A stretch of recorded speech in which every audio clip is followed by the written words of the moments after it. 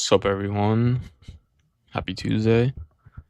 Um Today we're gonna play some Back of Blood on no hope difficulty. I haven't played in I haven't really played in general in like 3 days. Took a break. I could have beaten No Hope Act 2 off stream. I was going to sometime. But yeah, I didn't play at all this weekend or yesterday. Took 3 days off. That's why I didn't stream guys and stuff. But yeah, it feels good to be back. It's about to be September, so it's pretty sick.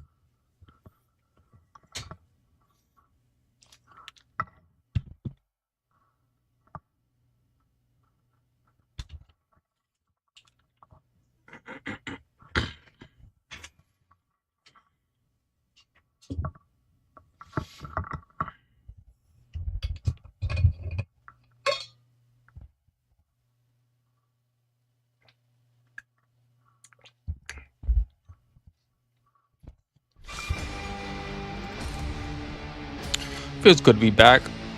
I took a little break, like I said, guys. I took like a 3-day break from streaming and from playing. Feels good to be back. So, anyways, yeah, we're gonna play some campaign, obviously. No hope difficulty, Act 2. We're just gonna play with random people, I guess. So we're gonna go to no hope, take off recruit, take off Act 1. There we go.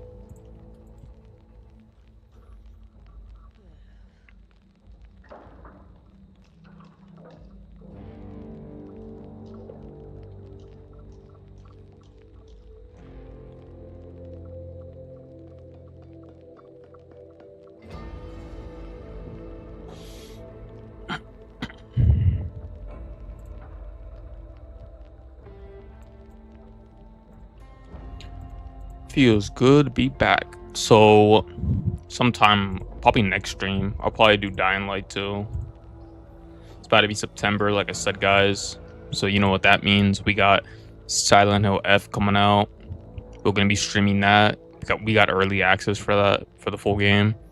We're gonna be streaming Dying Light the Beast, when that comes out, Little Nightmares 3, and many more games that are gonna be coming out. So it's gonna be pretty sick.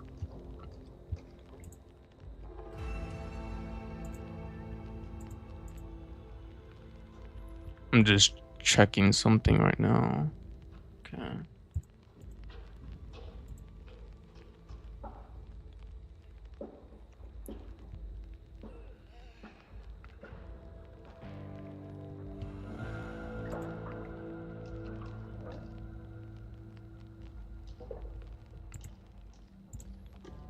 All right.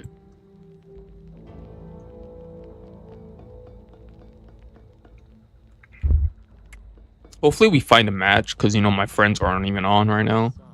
If my friends were, if they were on, I would just invite them, or they would invite me. We would play Act 2.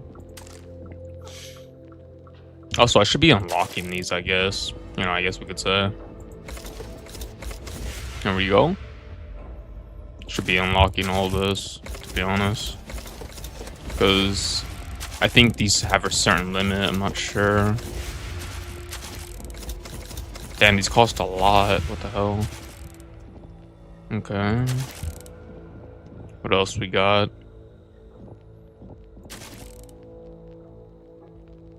Is that it? Is this the last one? I was about to say, I was like, is that the last one? Oh, we're getting close to unlocking all these. Because this one says unlocked already. This one too. Collectors. Grants the team full armor plates. We'll get that. Alright,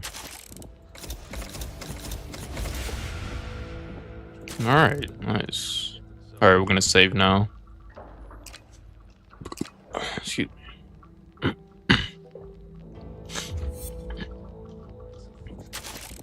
Well, we'll get this one, last one.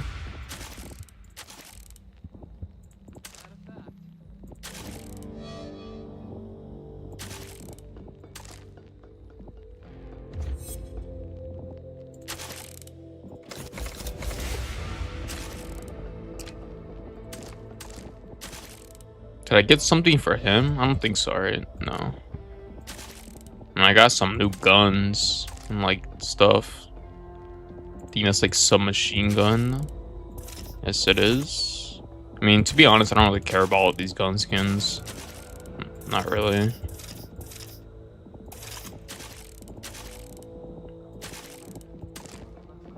Alright, we're gonna save now, because I don't have any more.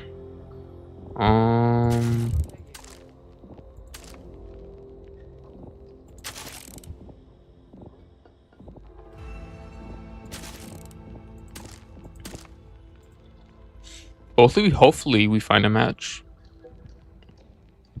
Because I don't want to start one, you know, obviously. Hopefully it's the first level, though. Because it needs to be the first one.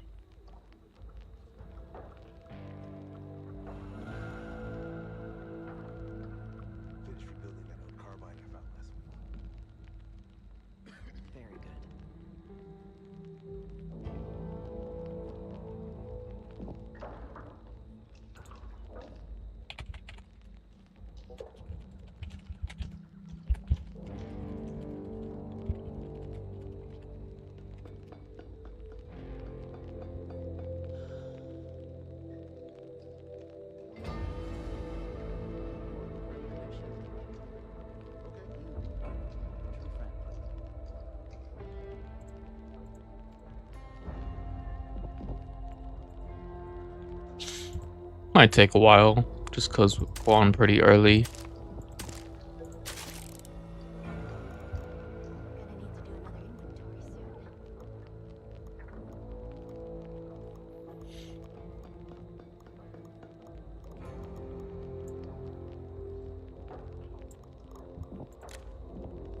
So we got 7 titles.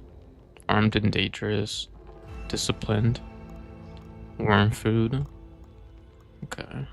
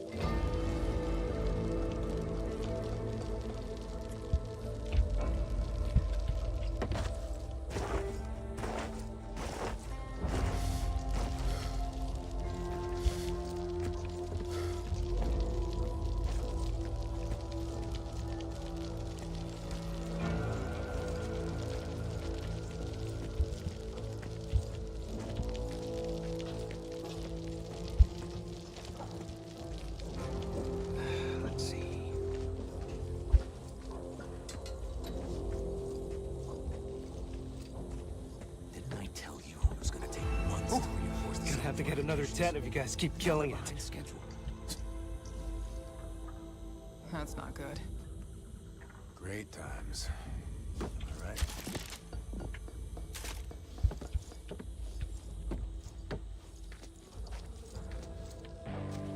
Can't believe I saw those.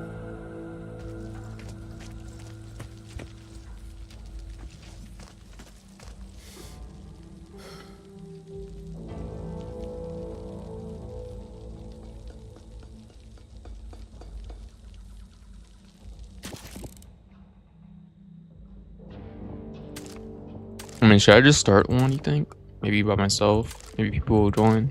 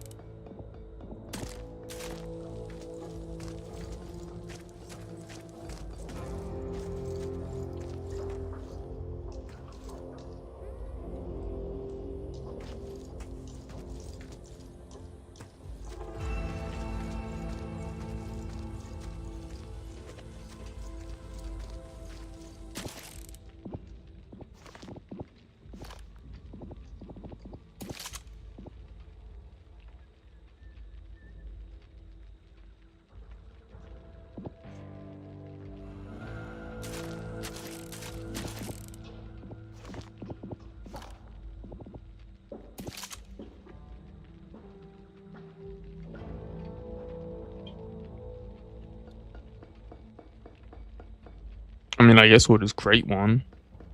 Hopefully people will join then. Not sure how this works.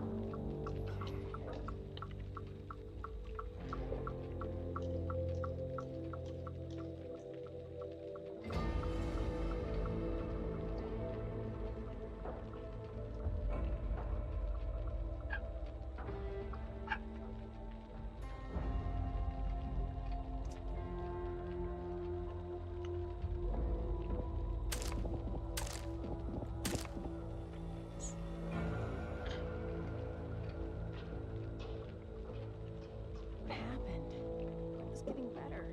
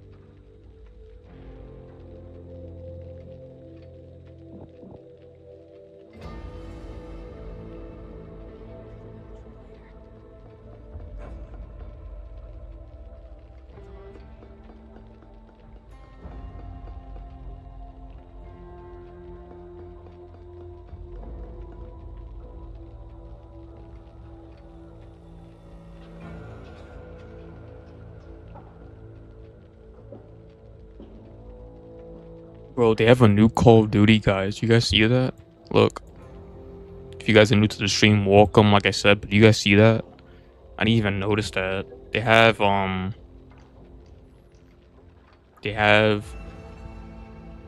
Call of Duty Black Ops 7, Ninja Gaiden, World of Warcraft Midnight, Silent Hill F, obviously, Ghost of whatever, Resident Evil, and obviously. I feel like we should watch this when it starts at 1. Damn. We might need to watch that.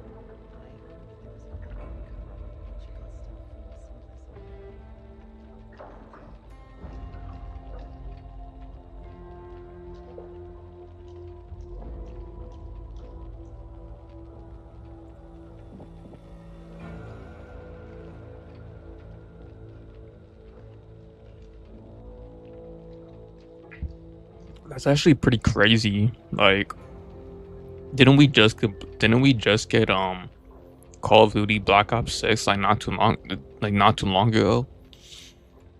We already have a new one coming out, Black Ops 7, Resident Evil, Silent Hill F.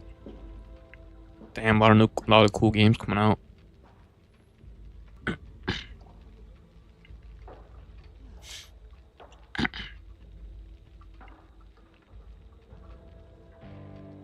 I don't know why. No one's playing No Hope, I guess, difficulty.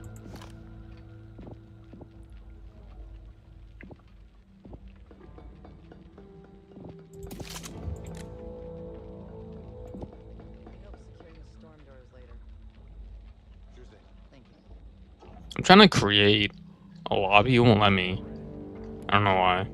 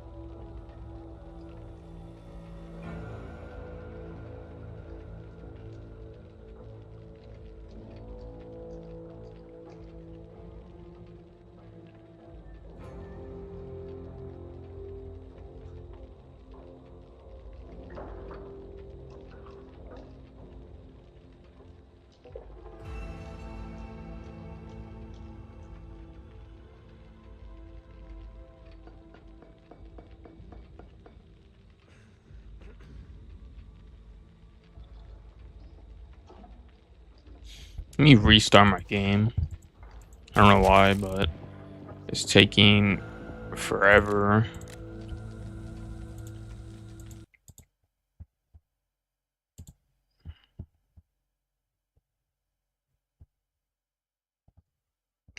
Trying to create a run, it won't let me.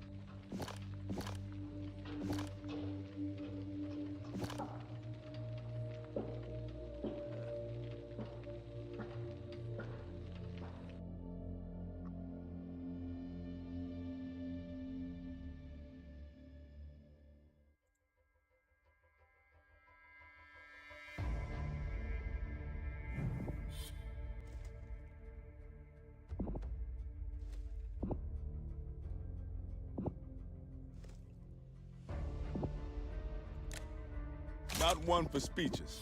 So how about we just go kill some written?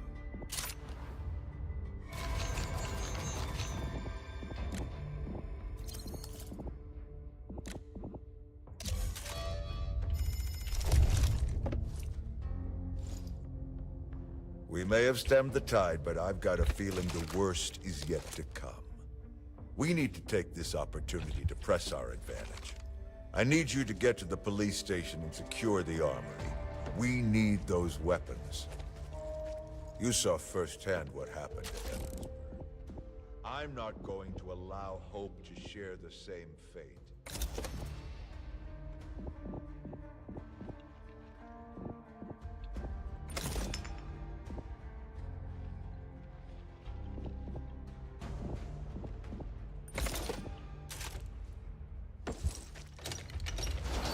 Safety's off. I'll probably beat this level with probably like no online players. I feel like this one might be easy.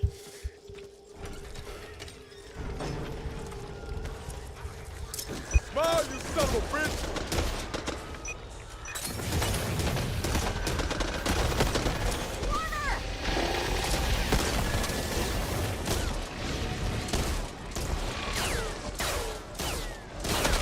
Need to reload!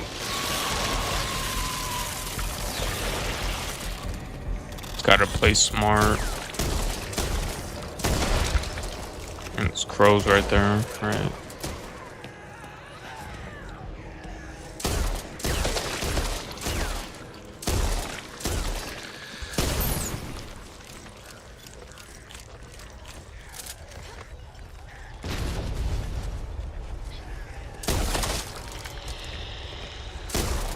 Hear that? What's that?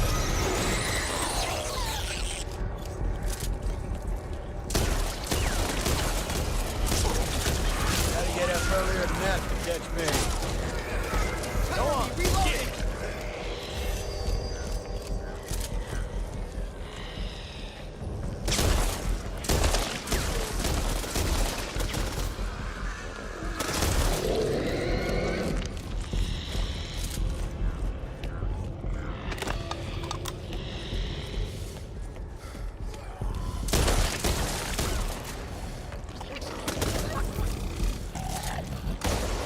Let's see what we've got here.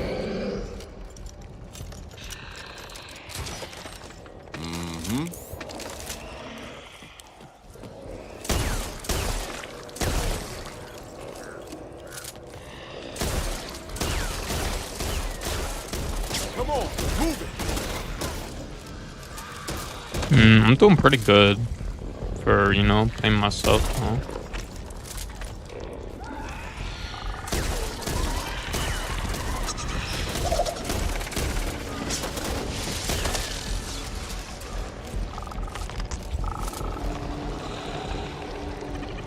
Stinger! Get down! Reloading! Gunstrike. Gotta reload. This is going to be messy. Over there. My health regens, so it's good.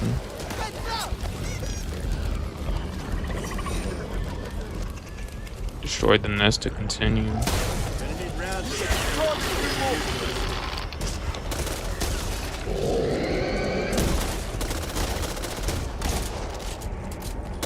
Just what I wanted.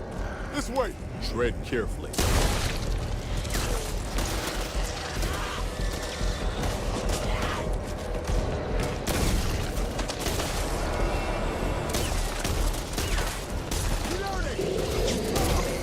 Keep your distance, Tansy. Oh boy!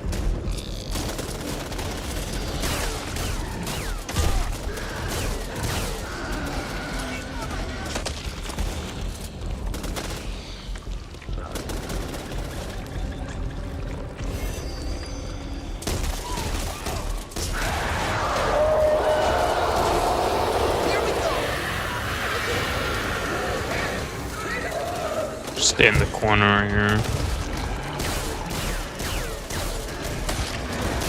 Aim for the head!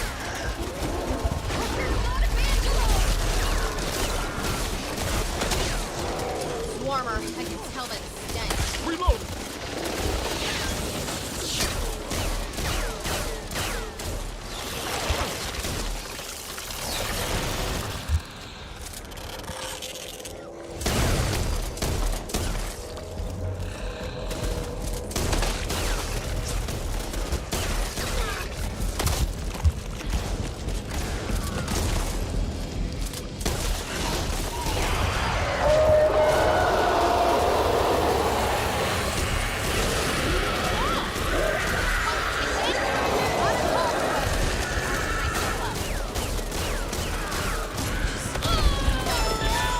Looking, you idiot! You okay? Easy. I'm here, homie. Get up! Feel you one.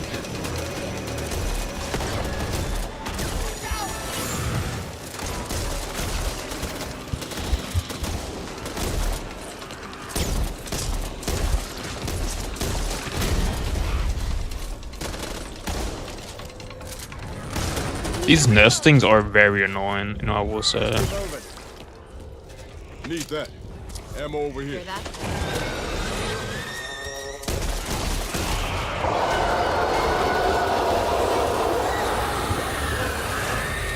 There.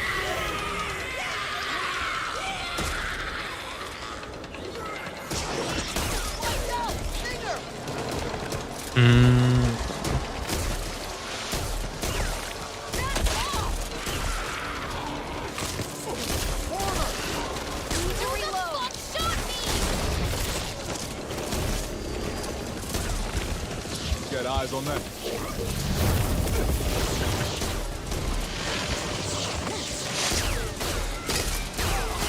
Cover me. Reloading.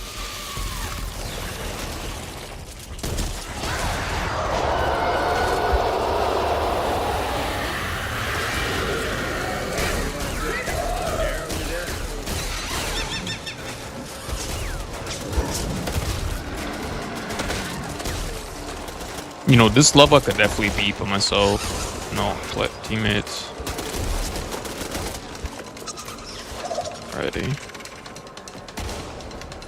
Just what I want. So we need one more, right? Is it just this one?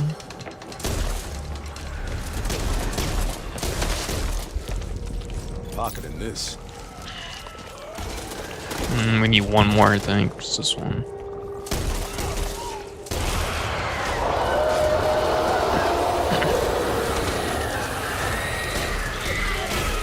Can't rest until all these things are dead. What's that? Reloading. That's your day.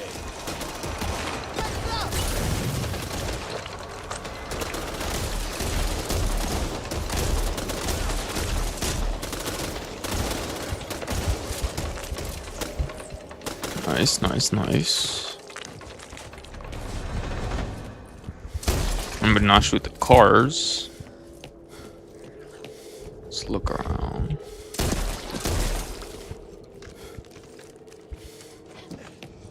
Goes this way.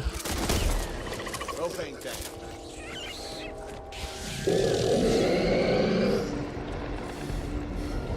Go!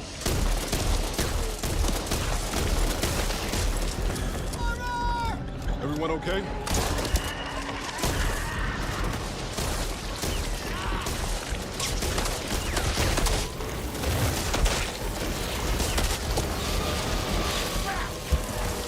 Reloading.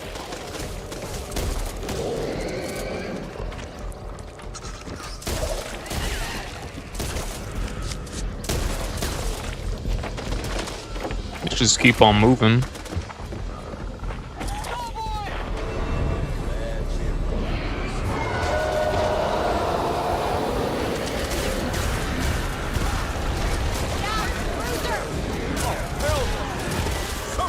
Reloading!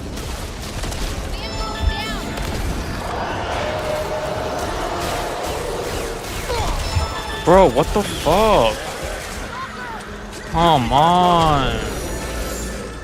You serious? Revive me, please. Oh, this is why I need online players. Yeah, we lost. I don't know if I can play with computers, but damn. Oh man.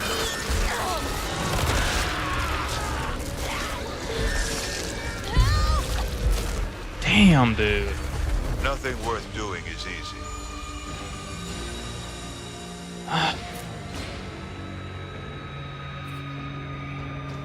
Dude, computers are so shit. AI is so shit, bro.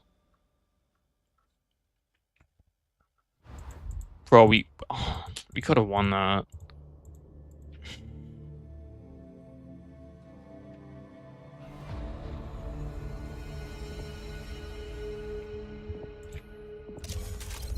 Alright, let's start all over. 'Cause I need that extra continue. Bro, we could have won that, but it's like my teammate, dude, computers just suck. Like, they don't know how to play.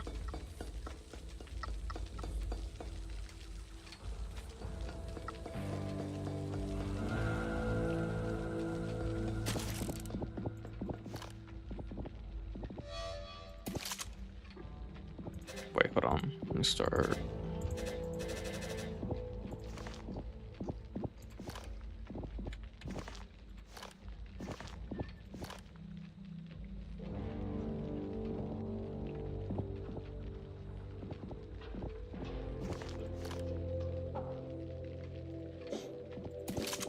Let's see if there's any people again. Dang, dude, that sucks. Like, I feel like we're close to the end. I feel like that level's short. I'm pretty sure it's short. I'd be dying from the dumbest things ever. And I don't think my deck even saved, too. So, let me see. Yeah, I didn't even save, bro, like...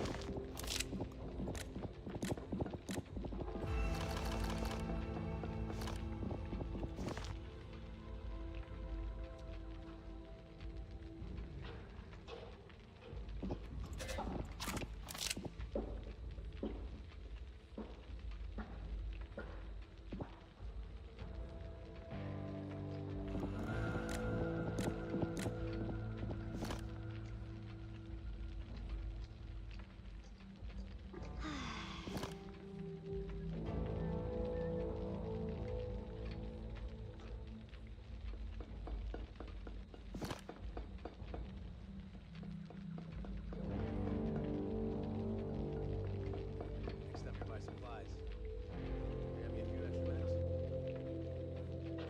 I don't think it'll work.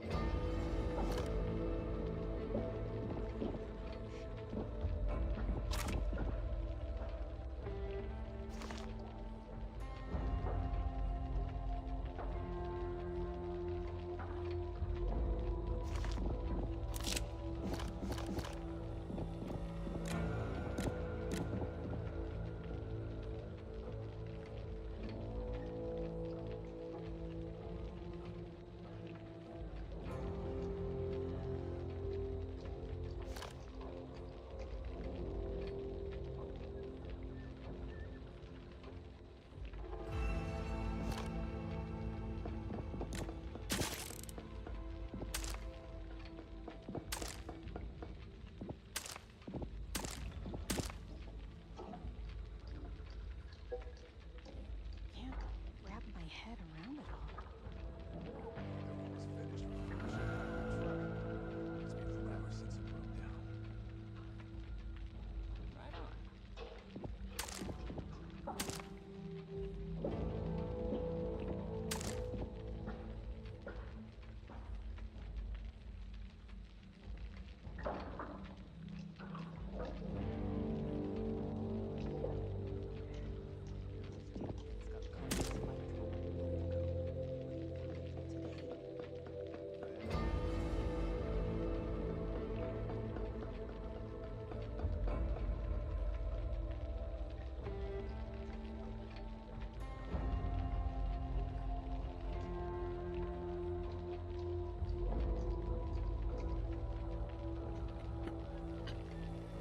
I mean, the Game Awards are about to start, too. It's pretty cool. I can't believe they're making a new Black Ops 7. Like, a new Call of Duty already. It's pretty crazy. Even though I don't really play Call of Duty anymore, but it is pretty interesting.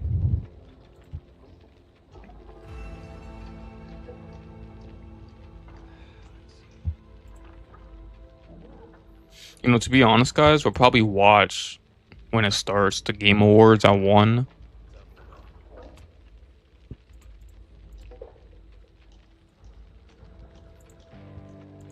Cause, you know, like I was gonna say too, it's almost September. We got a lot of cool games coming out. I already pre-ordered like 3 of them. I already got Silent Hill F pre-ordered. We got early access to this game because I got the deluxe edition, so I get to play it 2 days early, the full game. So it says September 25th, but I get to play it on the 23rd, the full game. Then we got Dying Light the Beast pre-ordered. Little Nightmares 3. Pretty cool.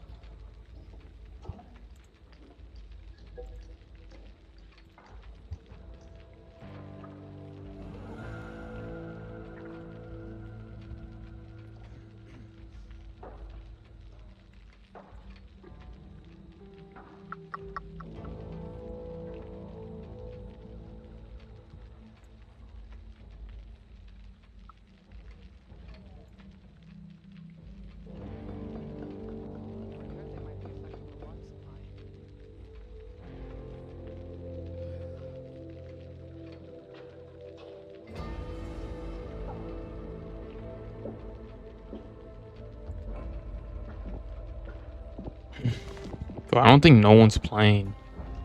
Like, no hope. They're probably in Act 1. That's why. Because I know most people are not at Act 2, I don't think.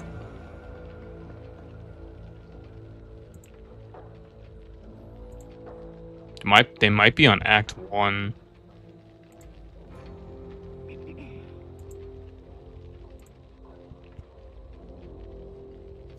So the Game Awards are about to start at 1 o'clock, and it's about to be 12:30 p.m. Starts at 1. So, to be honest, I probably like won't even be able to play a game right now, Back for Blood, just because I think everyone's on Act 1. I feel like most people are on Act 1. Because I'm on Act 2 for No Hope, and I don't think no one's on Act 2. I mean, most people aren't on Act 2, I don't think. But we might just wait for the Game Awards to start. So let me show you guys in case you're curious or don't know. So Game Awards right here. Black Ops 7, Resident Evil, Ghost, whatever that says, Fallout, Ninja, what does that say? Ninja Gaiden? Ninja Gaiden? World of Warcraft Midnight. Interesting. Silent Hill F already have. Resident Evil already know. But yeah. That's pretty cool. I'll probably wait for this to start. You know, if I had to be honest, guys, I was gonna play No Hope difficulty for Back for Blood, but we probably won't even be able to just because I don't think people are on Act 2, so I might just change the title and put something else, but it's fine. Maybe tomorrow we'll see. Cause I just don't think that most people are on Act 2. I think they're usually on Act 1, cause pretty sure.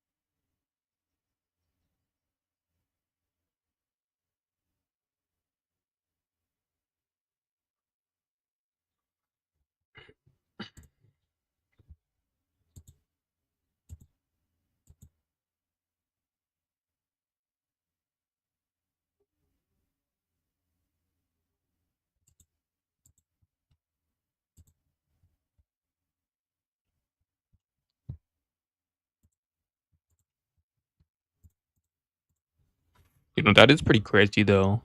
Black Ops 7 already, Fallout, Ninja Gaiden 4, Resident the best 2 games that are, like, on that list right now are Resident Evil and Silent Hill F. Those are, like, the best 2 on the list for now. I feel like Call of Duty's, like, overrated already, to be honest, guys.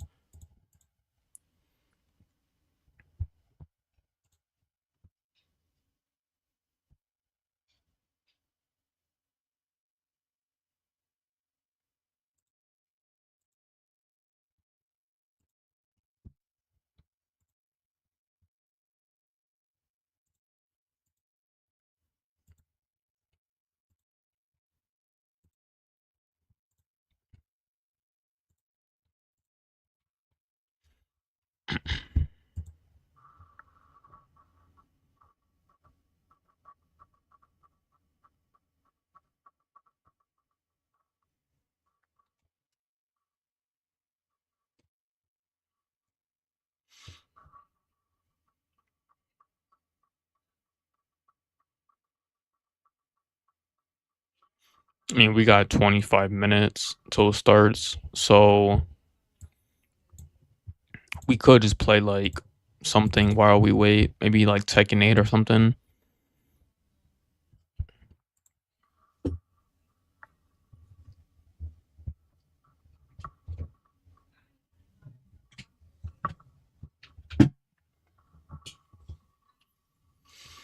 We'll just play a couple games of Tekken 8, maybe, like, some quick match, not ranked, not in the mood for ranked, some quick match, you know, while we wait, because it starts in by the time we play, like, 3 matches, it'll be, like, 15 minutes already, probably.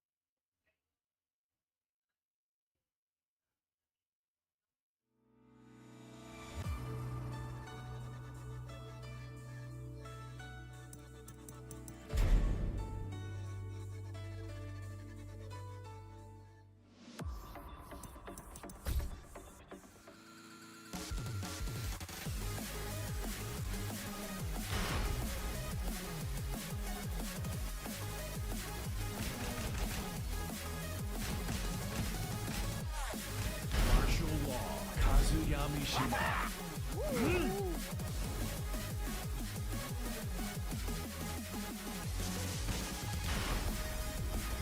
Get ready for the next battle.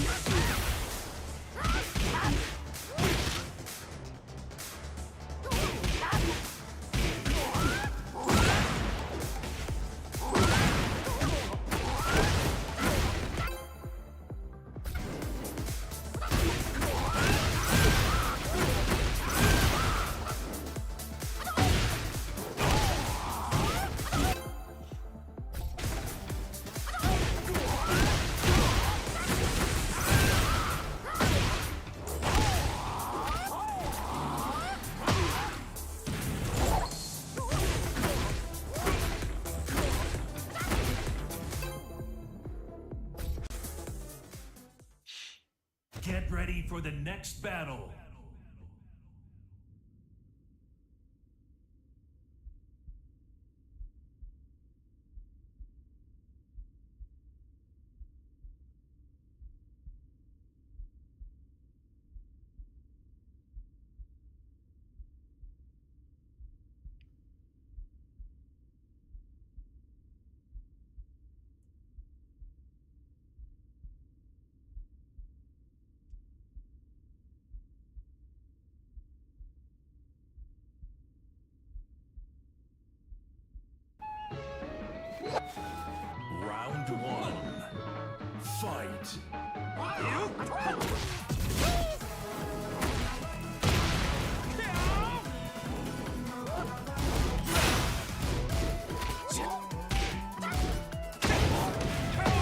That was a random guess.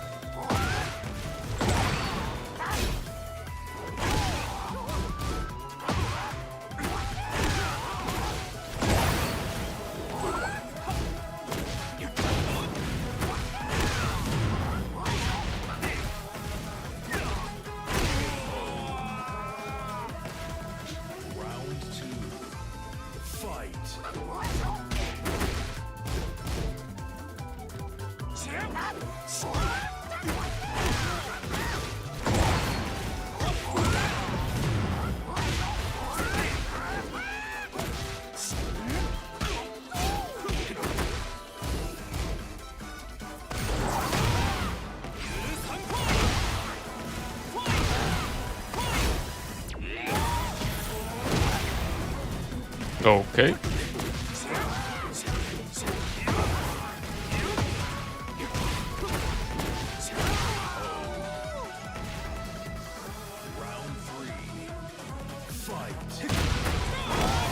feel like Tekken players just press random buttons. But you can just tell they're bad.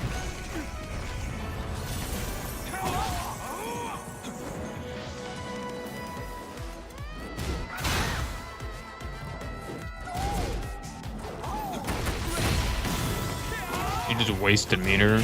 Interesting. Just pressing buttons.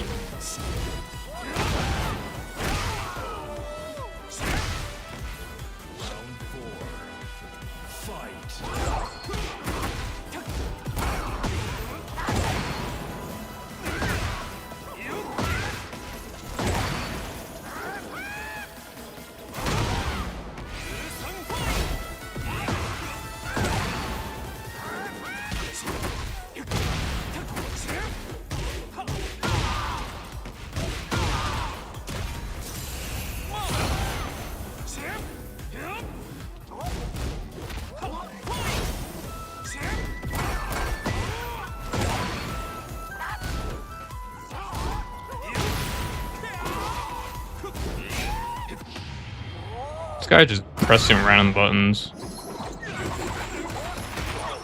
Game Awards are about to start.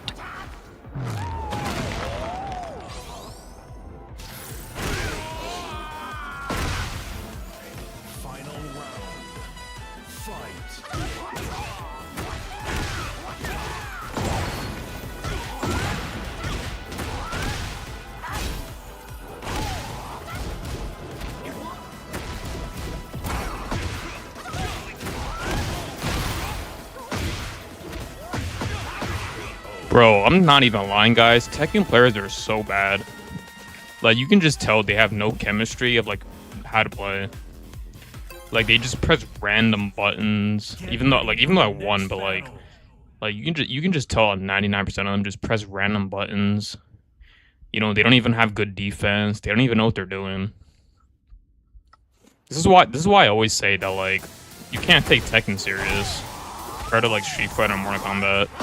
That's why I don't compare. That's why I don't compare. What was I trying to say? That's why I don't consider is the word. I don't consider this a real fighting game because it's like you guys see how like when you be sidestep, you know, like sidestepping and stuff. It's like when you're far away from them, right? And you saw how like I ran towards him. Like obviously he's gonna sidestep. So I just did this. It's like you can just tell Tekken players suck. Like you can just tell. They're not really like they're not good. You can tell they're just shit. They just press random stuff. They don't have good defense either.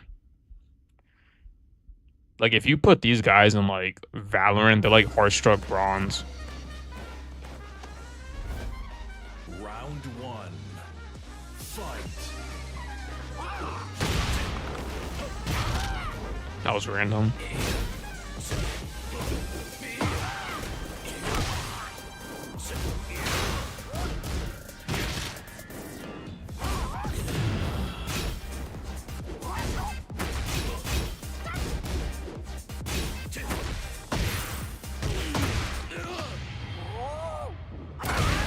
Good thing I have like fast reactions though.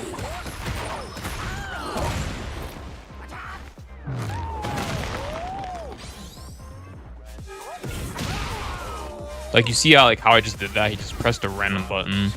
Like you can just tell they don't have good chemistry playing.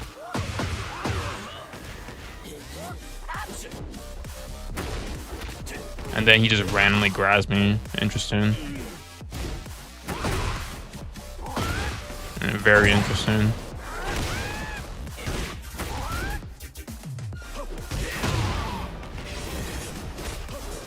Randomly grabbed again. Okay.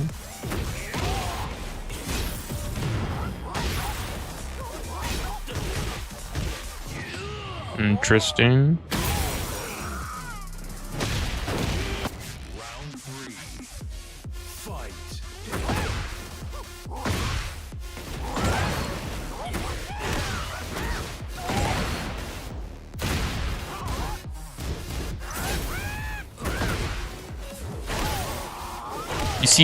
You see how they have shit defense? You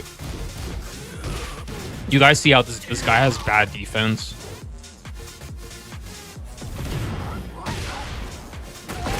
Like, you see what I'm saying? He doesn't even know how to block that.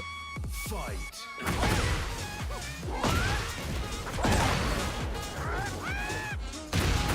You can just tell this guy sucks.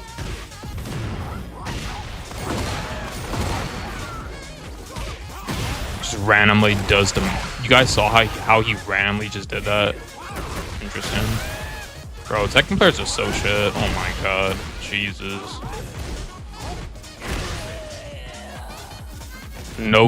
Zero defense.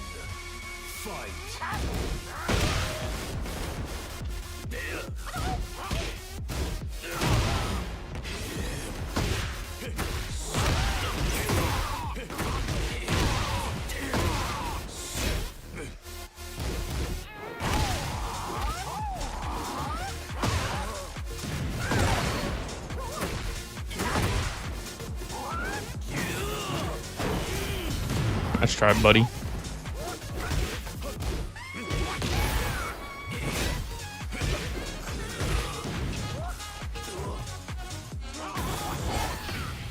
What are you doing?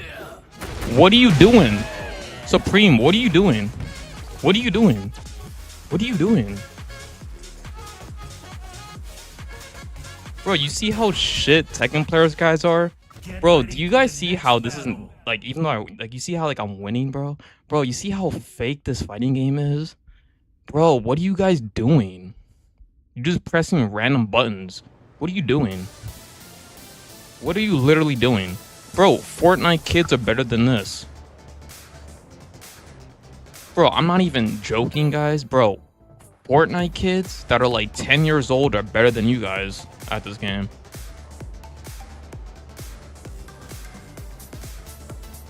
Like, Supreme, what are you doing? Like, you guys see how he's the same rank as me, but look how shit he was. You see that? Bro, this is Tekken, bro, for you. Not a real fighting game. Like, if you put, like, I'm not even joking, guys. Like if you put Tekken 8 players in like Valorant, let's say, or like let's say let's say you put them in Valorant or like Apex, right? Bro, hard struck bronze, probably iron.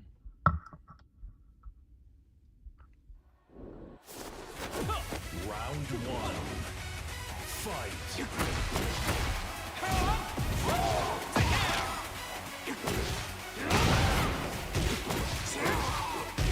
Yeah, there was the same players. Round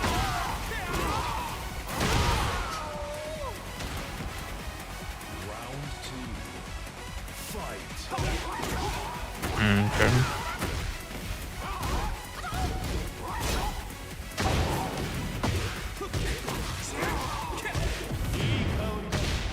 Instant pops heat.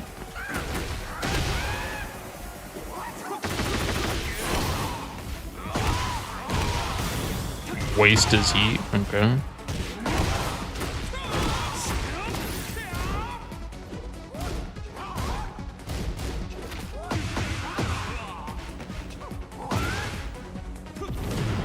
Why are you jumping? What are you doing?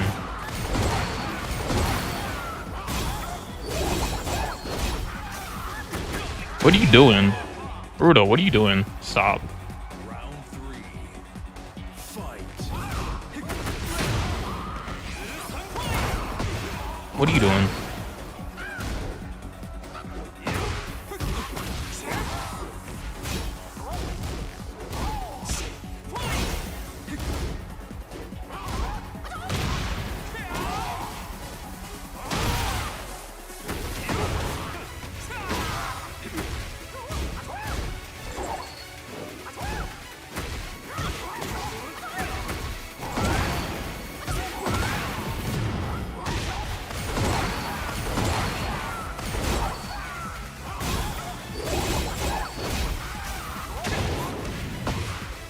I mean, that was kind of obvious, not gonna lie.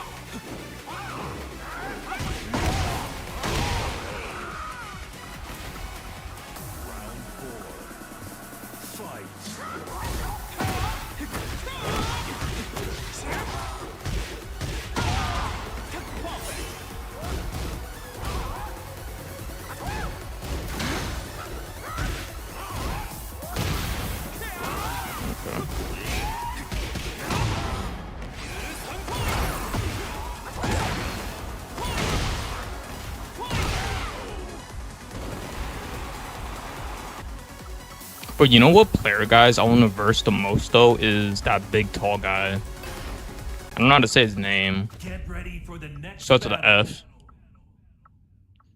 I don't really have much practice against that guy. Like, I played him a couple times, but I haven't really mastered him yet.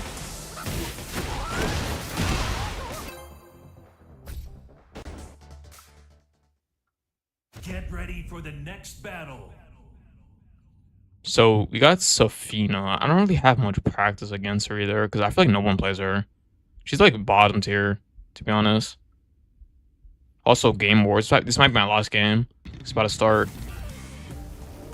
Round 1. Fight. What if I just let him hit me?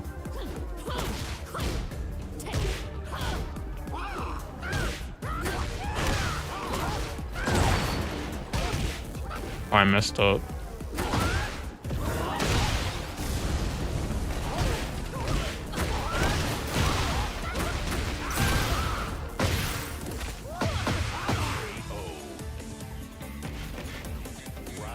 You know, I could be God Destruction again if I play ranked every day.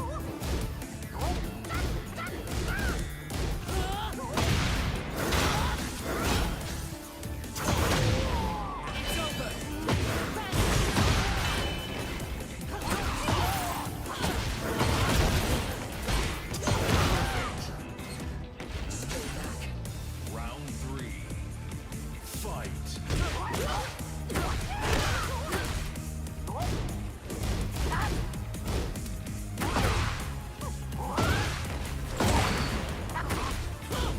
You just randomly press the button. Interesting. Very interesting. You guys saw how like I was like on the floor. Just randomly press the button.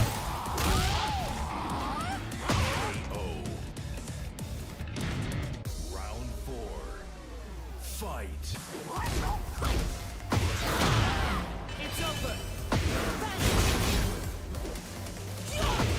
Okay. Not sure what he's doing.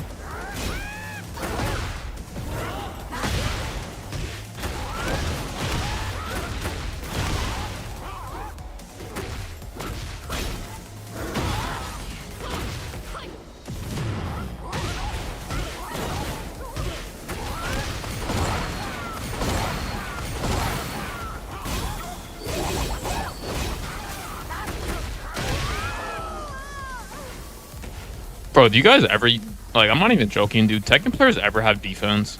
I feel like they have zero defense. Get ready for the next battle. Bro, do you guys see how bad their defense is? Like, do you guys literally see that? Look how bad their defense is. You can tell these guys have zero common sense when it comes to playing this game. They just press random stuff. Like you guys saw like even though I'm like winning, but like you guys saw like how I beat like that guy was on the floor like 3 times I think, and then like randomly he got up, he just randomly grabbed me or hit me, like he didn't even think of it, he just randomly pressed a button. Bro, I'm telling you guys, Tekken 8 players, like 99% of Tekken 8 players are shit. Like it doesn't even matter if they're like Tekken God or whatever, bro. Like 99% of Tekken players suck, dude. You'd be surprised. That's why I don't even take that game serious, bro. Like I could be max rank in like a week from now if I really play all day every day for like 5 days. Like if I play literally right now because today's Tuesday, bro, I could be max rank by like next week on like Wednesday already if I was to play every day all day. Like that game's easy because you know if you have good defense and good like game knowledge and stuff, and like you know you don't do the same patterns. But like, bro, I'm telling you guys, Tekken players suck. Like compared to Street Fighter and like Mortal Kombat, they're ass. That's why when you watch tournaments, guys, it'd be the same players that are like in the finals. It's always the same players, dude. Why do you think? Well, like, why do you think that? It's always the same players. Like even like people who are like top 100 for like tournaments in that game, it's always the same players.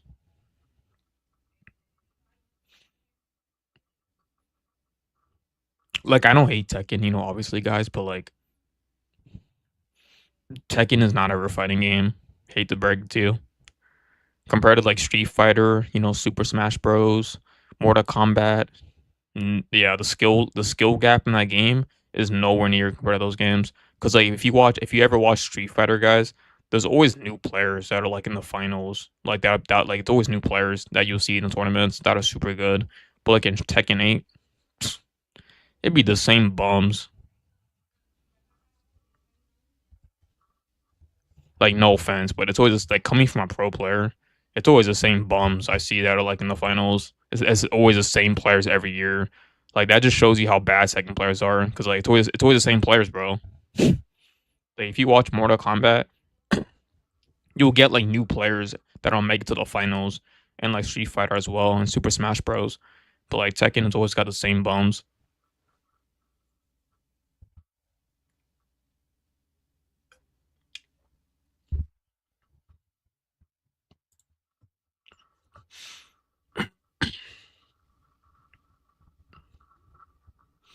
Like you guys can just tell based off Tekken, like you could tell they just suck. Like if you really play that game every day, all day, you could just tell they suck. They have zero defense.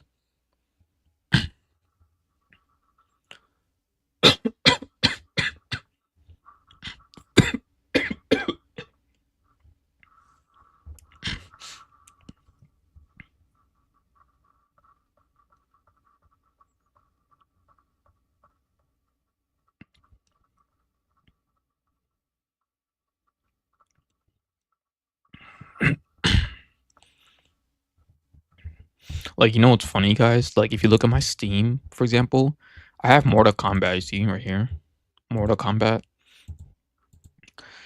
Last time I played it was July 20th, and that was like one game because I was trying out new Cybot. But for this game, I was Elder God. In case you guys don't know what Elder God is, I was Elder God rank, which is like top 1,000 leaderboard, and I got that when it was like November 2024. I was top 1,000 for this game in like 2 weeks playing ranked. I don't play this game anymore because like it was so easy, but like I was literally max ranked for this game, just like Tekken 8 Season 1, but I was max ranked for this game in 2 weeks of playing ranked. I played ranked every day, guys, to Mortal Kombat 1 for 2 weeks straight, and I got top 1,000 already. I was already max rank. And then I got bored and uninstalled the game. Never played again.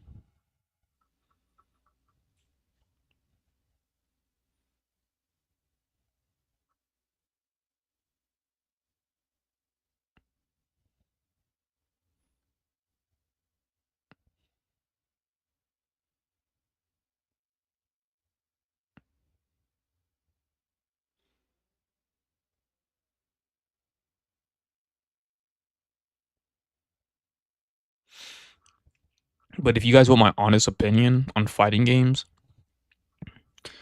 if you ever want to join a tournament for a fighting game, Street Fighter, Mortal Kombat, Super Smash Bros. Are the way to go. Tekken, no way. That game's ass. Like I play it, guys. Like on stream, like sometimes just to have fun and stuff. But like I don't really take the game serious. I already got max rank when it was season 1, so I don't even care about that game anymore. But in general, that game sucks. Like everything's offense. Like you could just tell, like if when you guys watch, like watch people play the game, they just mash buttons, they just spam buttons. They have zero defense, as you just saw me beating these guys. Zero defense, zero game knowledge. They have you can just tell they all suck. They don't know what they're doing. They don't parry. Literally, I'm not even joking, guys. They have zero defense. They don't even parry. Like 99% of people do not parry. Zero parrying. They do the same pattern. They spam buttons, mash buttons. Bro, the list goes on. That's probably why they're hard struck, like low ranks. Cause like the thing is like if I play Tekken right now, like let's pretend, bro. In a week, I could be max rank already. Like I made it to like when I was Fujin rank, I was blue rank. I made it to Fujin to Tekken King in like 2 weeks. Like if I play right now, or like tomorrow for like a week, I could be max rank already in 1 week.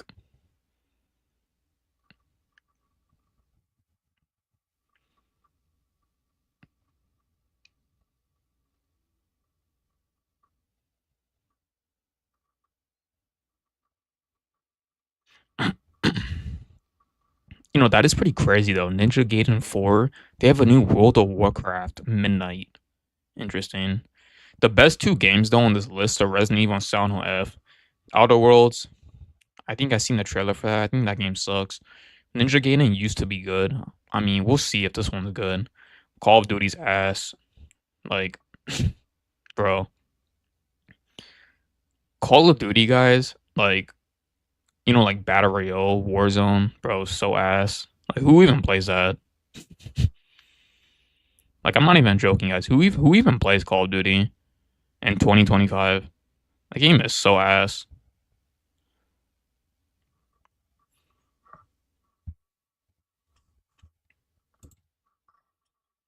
That game's like, I don't even know, bro. That game's like overrated. Like, I'm not even joking, guys. Like if I played Call of Duty, let's pretend, bro, I would be top 500 in like on 1 week. Like, not even kidding. That game is so easy and it's boring. So cheeks too.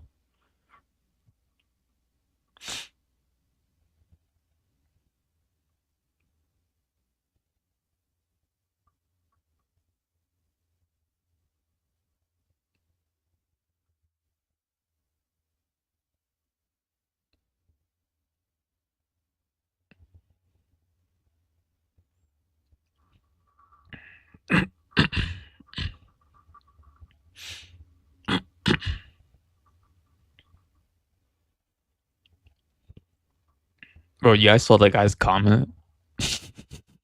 He said they're compiling shader. Bro, like I said this before, guys, on stream. Bro, every game has compiling shaders. That's how you know games are getting worse. Like not horror games. Horror games are always better than everything.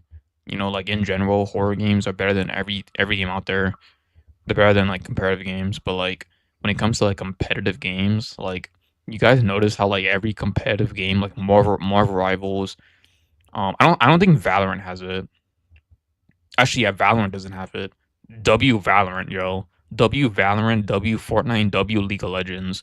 Those are the 3 games, guys, that don't have compiling shaders.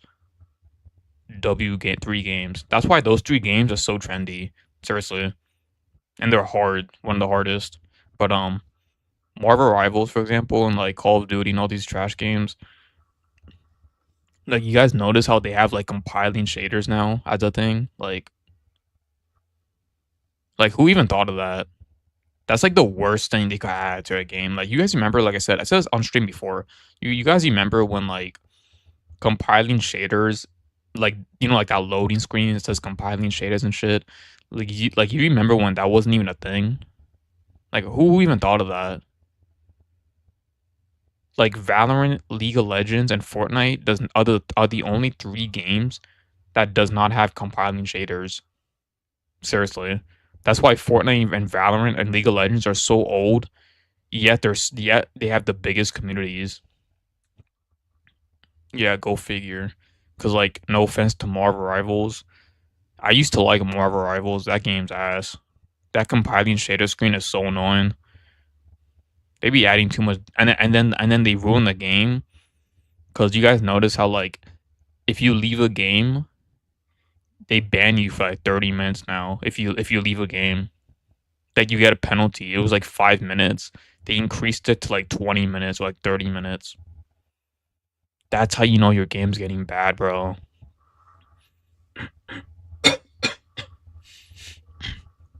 It's like little things like that is what ruins the game.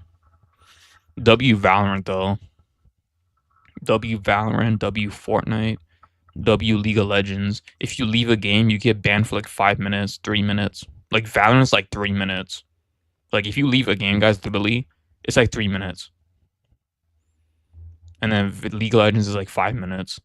But if you leave on a Marvel Rival, it's like 30 now.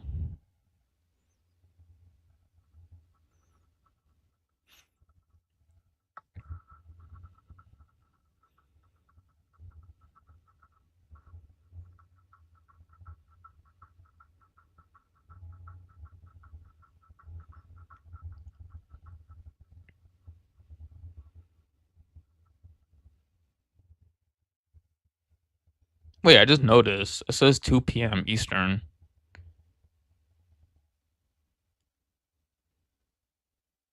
Bro, we gotta wait another hour?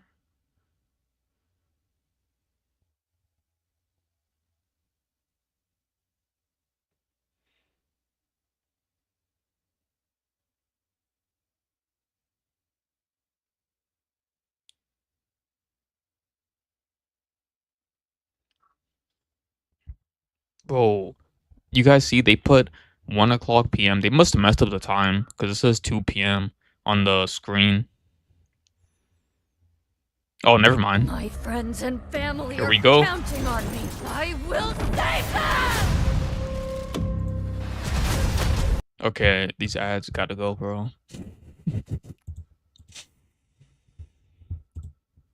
Starting. Let's go. Nice. There we go. This is welcome. Pre-show? Bro. 20 minutes. Welcome to GamesCom opening night live. Pre-show in 28 minutes. Damn. Well, might as well play some more Tekken. We got another 30 minutes.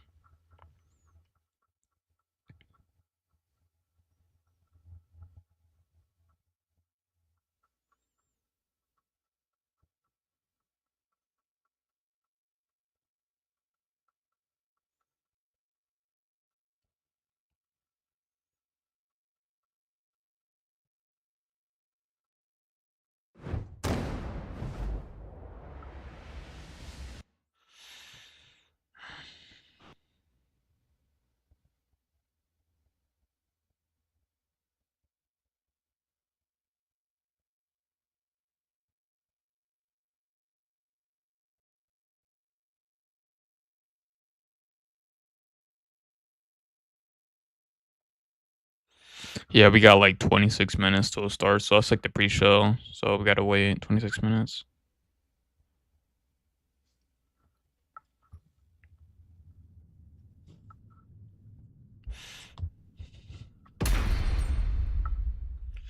Oh, we gotta play this game again. I mean, I could just play League of Legends or something.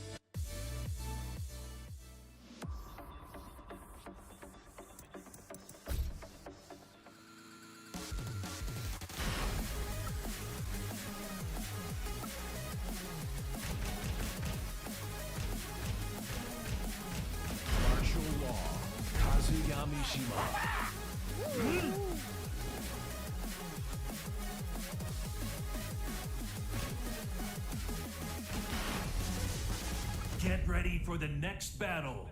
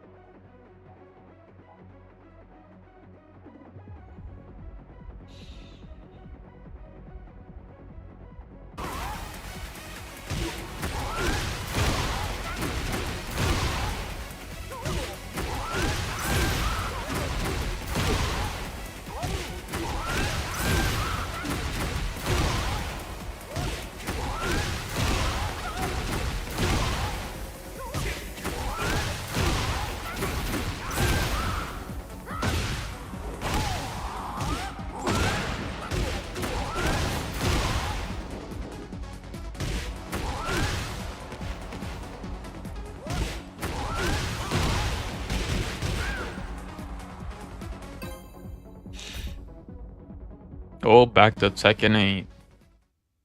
Get ready for the next battle. Back to this game.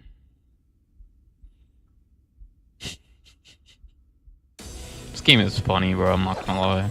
Every time I play this game, guys, it's so funny. This guy, look at this guy's internet, guys. You guys see this?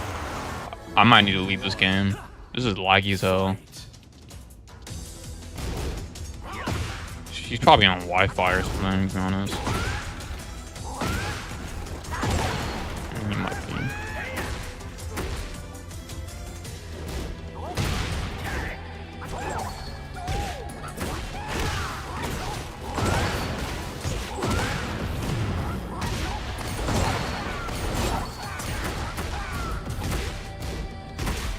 Just spamming buttons.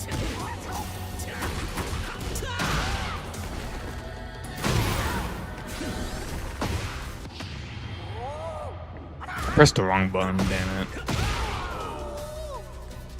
So laggy, bro.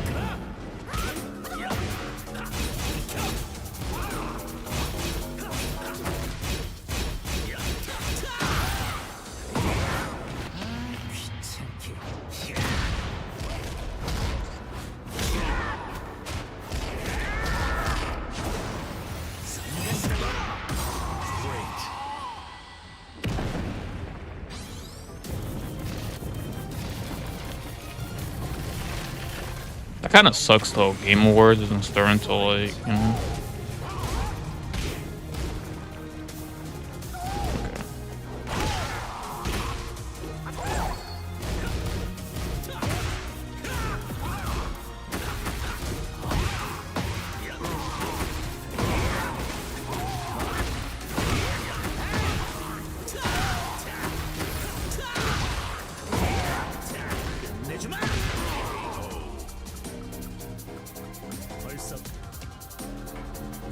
So we gotta wait like almost 20 minutes till it starts. Get ready for the next battle.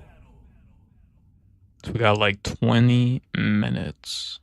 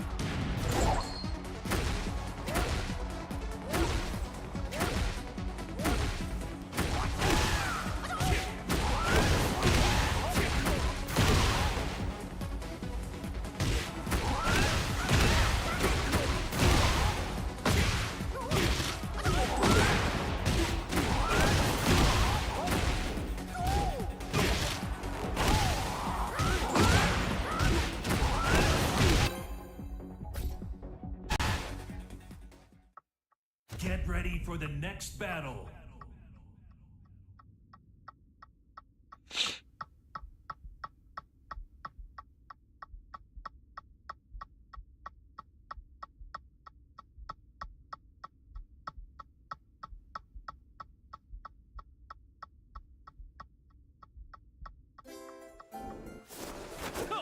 Round one. Fight.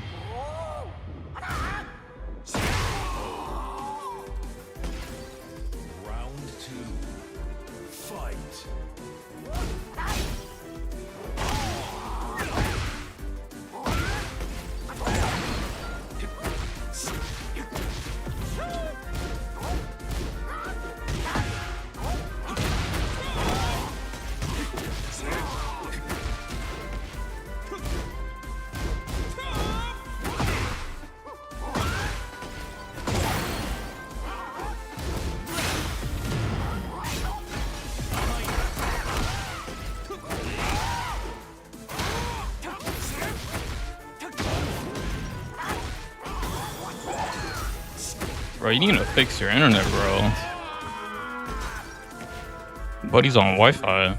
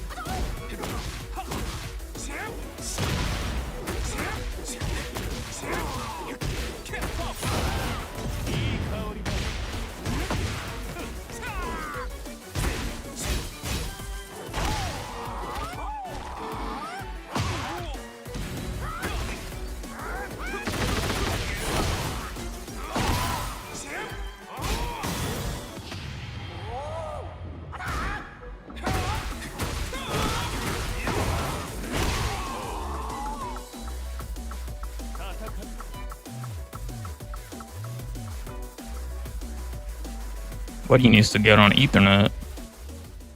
Get ready. Laggy as hell. Battle.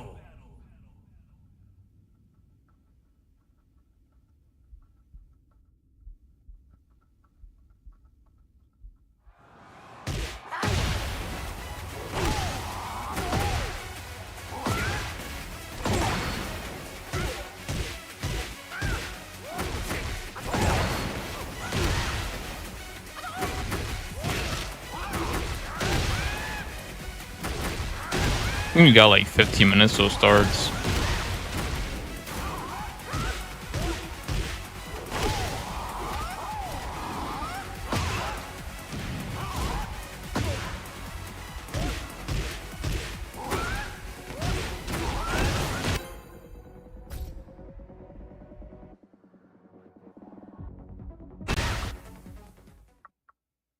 You know what game I should stream, guys? Should be I should do Valorant again.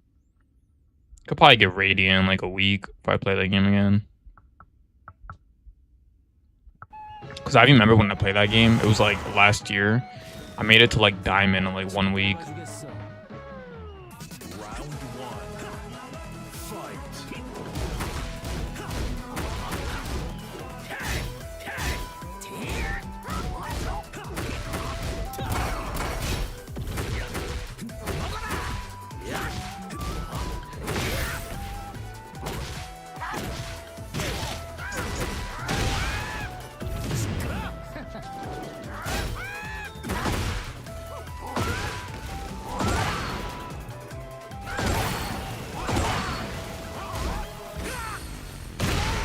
Doing? You know, I will say Valorant was fun though. This time for fun.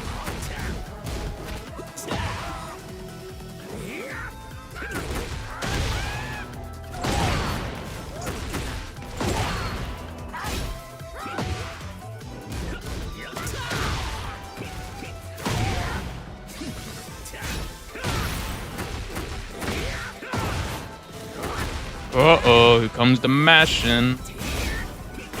Here it comes. Here comes the mashing.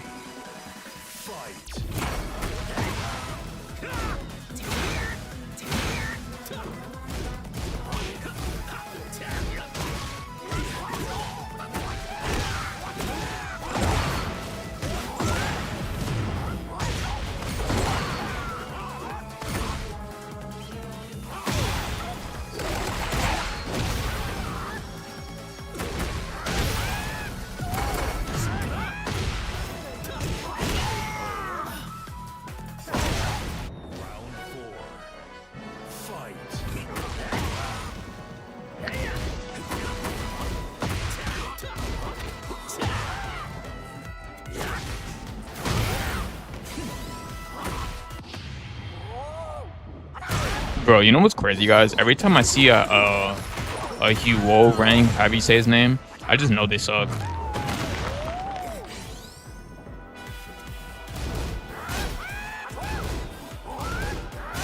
But if I just do this, I don't even think this guy can block. You know what I'm gonna do, guys? I'm gonna try something new. I don't think this guy can even block for some reason.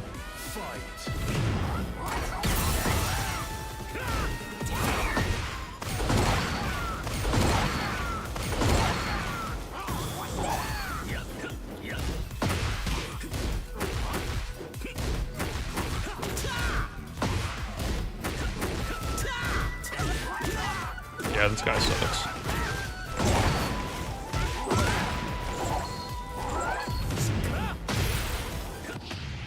I can just tell this guy sucks. He's on autopilot mode, boys.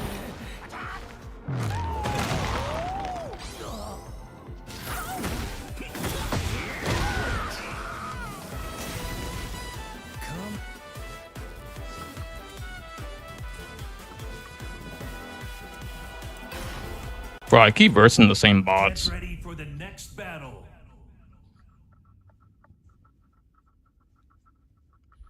Does anybody else that plays this game? This game must be dead, bro. Oh, yeah, you know what's crazy, guys? I think I watched a YouTube video. It was like a long time. I don't even remember how long ago it was. It was like something about like Tekken 8 online players. Like how many players? I think it said there's like 1,000 players that play this game online. That's it. This game must be dead, bro.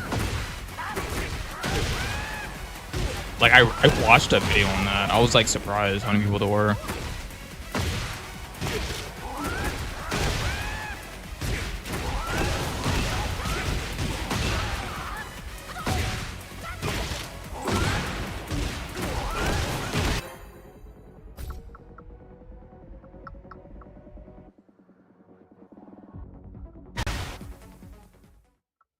Get ready for the next I think we got like 10 minutes, possibly, till it starts. Bro, we got the same characters, bro. This must be a dead game, bro. This is really a dead game. That's crazy. The same characters. This really is a dead game. You know what's crazy? I watched, like I said, guys, I watched, I think it was Ninja Killer. He even said Mortal Kombat and Tekken are dead. That's crazy.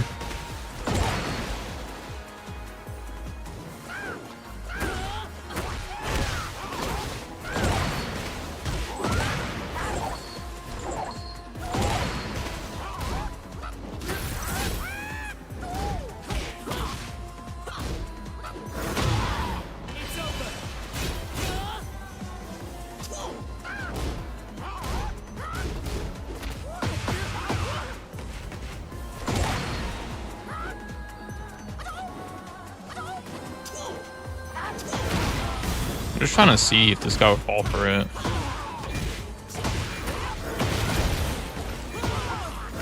That's a long ass combo. Round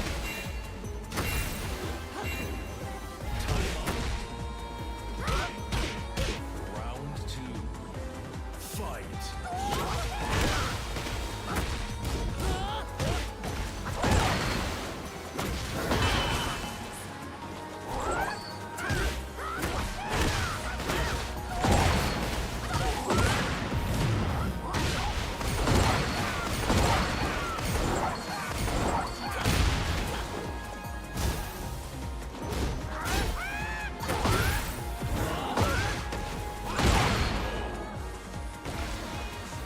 Round 3. Fight.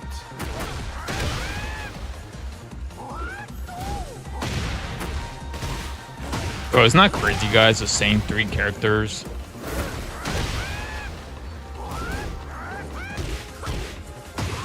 Wow, this really is a dead game.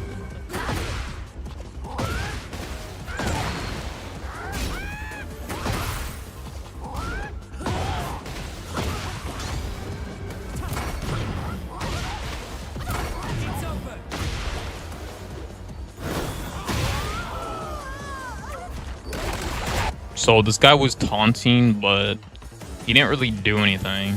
Like 0 defense already. Get ready for the next battle. Bro, okay. Anyways, let me check when does it start. Hold on. I just want to see how many minutes we have left.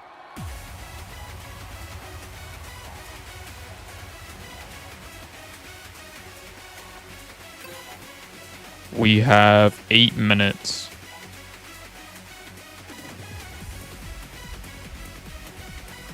I'm gonna do like one more game. Bro, can I get like Jin or something? Something new? Get ready for the next battle. Okay, that's new. Damn, this is a dead ass game.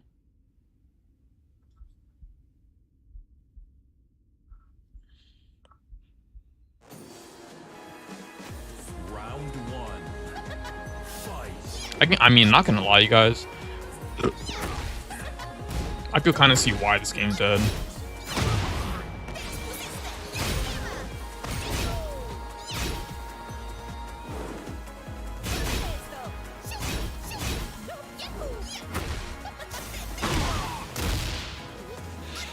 I'm just gonna practice my defense and let him hit me. But like in general, guys, I could kind of see why Tekken's a fail for a game though. Fight.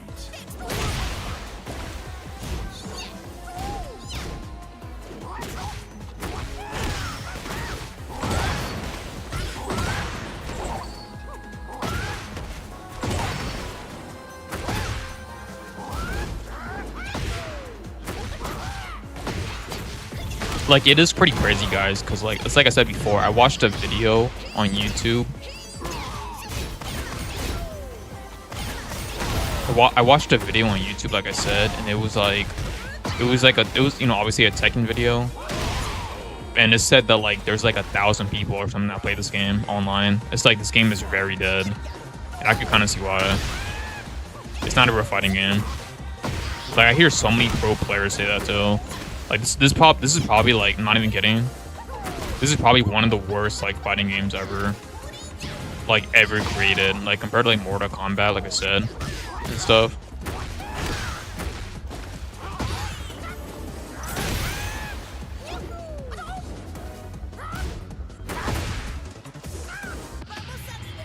He fell for it. Oh, I thought I blocked that. I was about to say he fell for it. But yeah, compared to like Mortal Kombat though, like I said, and like Street Fighter, like if you guys ever watch, like I said, the tournaments for those games, they always have like new players. Like you'll see like new players that are like make it to like the finals and stuff, but like in this game it's always the same players. Like if you really play this game, like compared to like the old ones, if you ever watch videos on the old ones, you could tell this one's like the most dead one for like ranked. Just in general, you can tell it's dead. That's why most people that are like really good at fighting games, like pro players and stuff like me, that's why we don't really take this game serious, because it's not a real fighting game.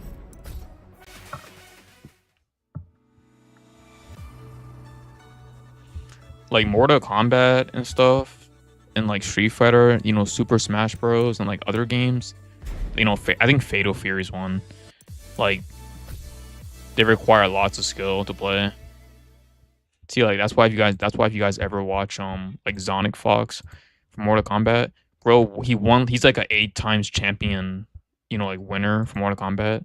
That's why he always be winning Mortal Kombat tournaments, because like that game requires skill, but it's like you could just tell like just the way Tekken is. That's why the game is so dead. And it's like I said before, I don't like, to be honest, bro, it deserved its downfall. Like a lot of games, like, you know, like if you guys ever heard of that game, Spectra Divide, I'll show you guys. Like this game, for example, where is it? Like this game, for example, Spectra Divide. This game got shut down, as you see, server shut down. This game got shut down forever, just because how bad it was. And this game had compiling shaders as a thing too. And I could kind of see why a lot of games like just end up dying in the future, and they fall off. I can kind of see why. Like Tekken's one of those games where it's like it's gonna end up falling off. Cause I watched a video, like I said, guys, already, on like, you know, like how many people play that game, bro. There's like 1,000 and something people that play that game. Like that game's dead. Like compared to like Fortnite, League of Legends, and like Mortal Kombat, they have like millions of people that play the game. This game only has like 1,000. It's so dead, and it's so shit. And I could kind of see why it's falling off, because it's not a real fighting game, bro. Like you'll see like noobs that are like Tekken God. Like it's not a real fighting game. Like Fortnite and Valorant and League of Legends literally has probably like 1 million people that play that game for like online. Pretty sure.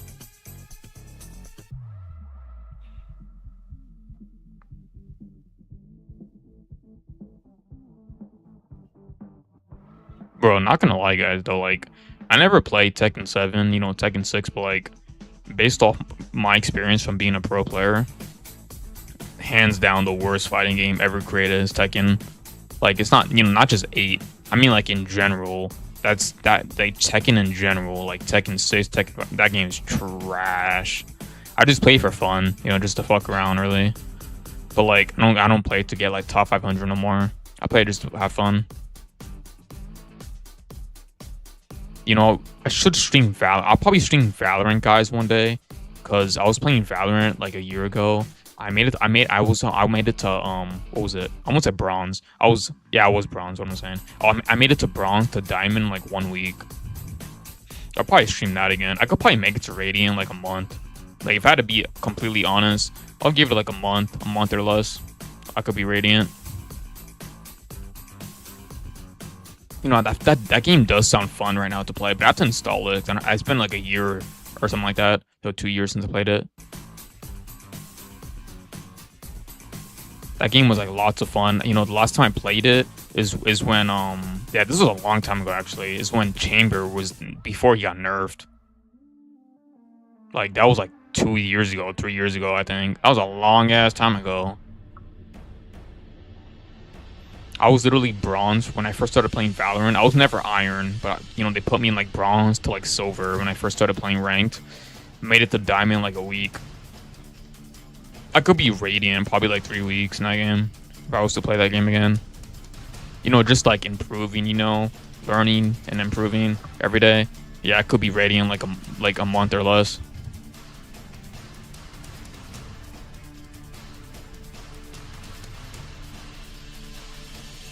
Same thing with like Tekken. I could be God Destruction in like a month or less if I really was to play that game every day.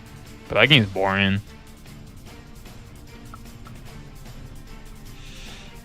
Like I don't even know, to be honest, guys. There's too many noobs that play that game. That game's not legit.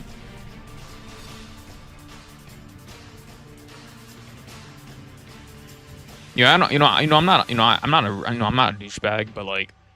It is pretty true, guys. Trust me. Like, if you guys ever play Tekken, you know what I mean. There's too many noobs in that game, bro. Way too many.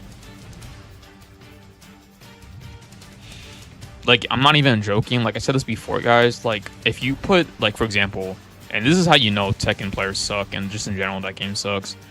Like if you put somebody who's like here's an example. You know, I'm a pro player, right? Like let's say you put a pro player who plays Tekken and like Valorant. I guarantee you, if a pro Tekken player came to like Valorant or like Apex Legends or like Fortnite, guarantee you Heartstruck bronze. Guarantee you there would be Heartstruck bronze. Like I just know that's true. Like if a Tekken Pro came to any FPS game, there would be a noob. There would be Heartstruck bronze. Live 2025 pre-show. I'm Kyle Bossman. The main show, opening night live. The one with Black Ops 7 and Resident Evil Requiem, hosted by Jeff Keighley. That's soon, but not yet. This is the waiting room. And the secret about the ONL pre-show is that it's good itself. We've got an absurd amount of trailers and reveals and premieres right here in the lead up. So let's not waste another microsecond. Here's a brand new game reveal. Oh, Yo, oh, that was cool. Remember me? Your old pal Bubsy? From all those classic That was games cute. you loved. Oh, action. Whoa. Okay.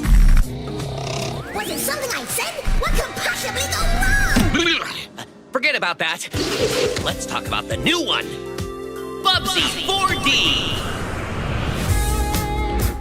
Now this I like. So, where are we going next? Don't mind if I do. Zoink! They call me the Orange Blur. Do any of these outfits come with pants?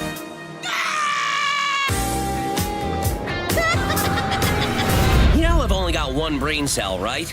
And it's working overtime on this baby. I mean, it looks cool.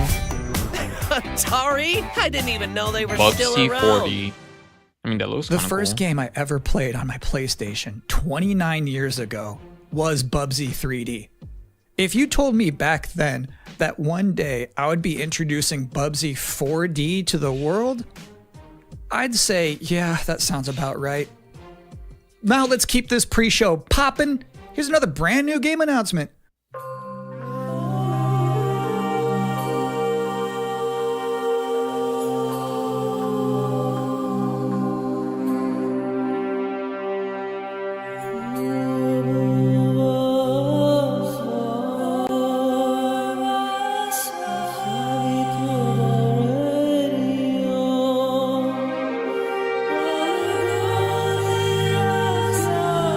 Okay, this one looks bad.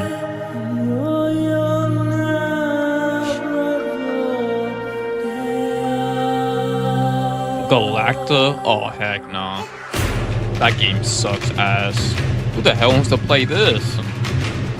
No offense. This is like for like... This is like for like... No offense. This is for like old people to play. No offense, guys.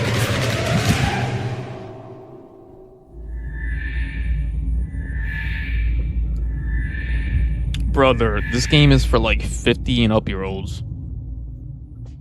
Bro, no one's playing this game. No offense, guys. You're watching the Gamescom Opening Night Live pre-show, which will basically be me teeing up wall-to-wall trailers in the time before the main event. We do have an interview coming up with the project lead of Double Fine. Guys, no one's playing that game. No offense. Galacta, you gotta be like 60 to play that. No one's playing that. Studios.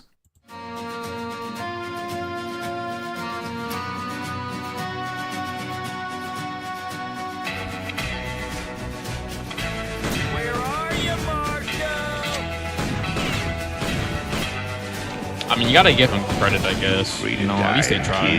Developers. Keep that feet.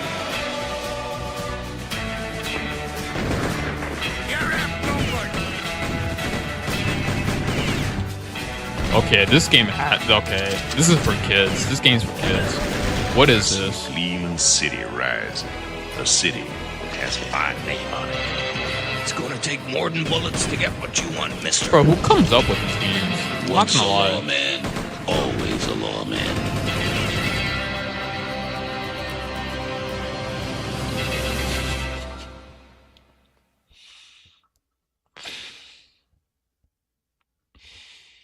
Bro, who You thought comes maybe up I with was this? Okay. exaggerating. a little bit when I said this pre-show is filled All right, with that exciting game, and really good trailers. that's for 60-year-olds, It's my maybe job. kids. No one's playing You're that. Right. However, sometimes a trailer is actually just unmistakably exciting and really good, like this one. Bro, I want to see like Resident Evil mostly. So, I don't know.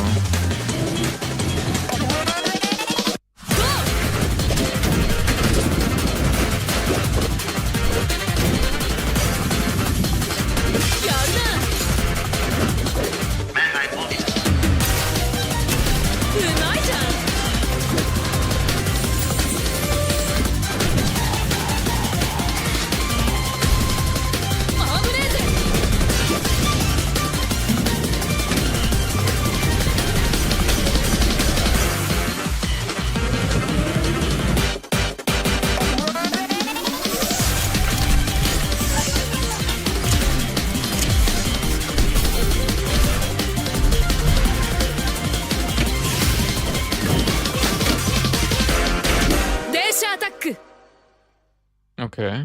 In this year's Xbox Showcase, Double Fine announced their first new game since Psychonauts 2. It's called Keeper. And joining us tonight in a recently pre-recorded interview is the game's project lead, Lee Petty. Hi, everyone. Thanks for having me. I'm so excited to have you here. So you showed a first look at gameplay of Keeper. The game itself is about the lighthouse, but also the bird as well, right? This duo. And I'm curious about whether that was conceptualized first as like imagery, like it sounds like a cool idea, or if that was conceptualized first from like a gameplay standpoint. I always think about the total experience more than, say, mechanics and art and story. A lot of the game is about, this lighthouse waking up after Bro, you know what game I want to see? And learning to like walk. a Kung and the Fu bird Panda is game. part of that, right? So the I want to see bird and that the lighthouse are perfect companions because they're different. At the same time, the bird is wary of dark spaces, and there's a malevolent presence around the island that the lighthouse can keep at bay. So together, those two set out on this tale, and their abilities complement each other, but also the bird becomes, I think, kind of the emotional heart of the game. You have an extensive background as an art director, right? I think that's apparent when anybody just looks at Keeper for the first time. So I'm curious about your inspirations. There's so many inspirations for Keeper, and one of the ones that really stuck out was the Dark Crystal. I saw it as a kid, and it was really inspiring to me because it felt like such a different take on a fantasy world that I hadn't seen before. And it was beautiful, but also a bit tragic. It was scary at times, but also really playful and fun. Do the bird and the lighthouse have names? Yeah, well, at least the bird does. And we call the bird Twig internally because she has a beak that is made of driftwood. But for now, the lighthouse is simply the lighthouse. It's just simply the lighthouse, yeah. Lee, thank you so much for joining us here in the pre-show. When will people be able to play Keeper? On October 17th this year, which is coming up really soon, and we can't wait for people to get in there and experience our strange, beautiful world for themselves. Thanks so much for joining us. Thank you. Well, that was a great interview.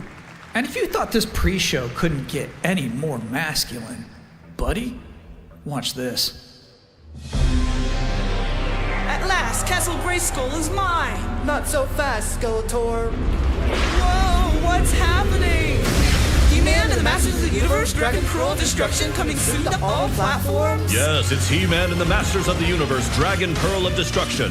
Intense beat-em-up action that puts the power in your hands. Grab a friend and fight for Eternia with 4 playable heroes, classic arcade controls. It's powered-up pixel perfection for your gaming console or personal computer. He-Man and the Masters of the Universe, Dragon Pearl of Destruction, coming soon.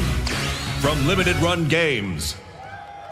Thanks for joining us here at the Opening Night Live pre-show. We're only about halfway through. It's a sufficiently chunked up show.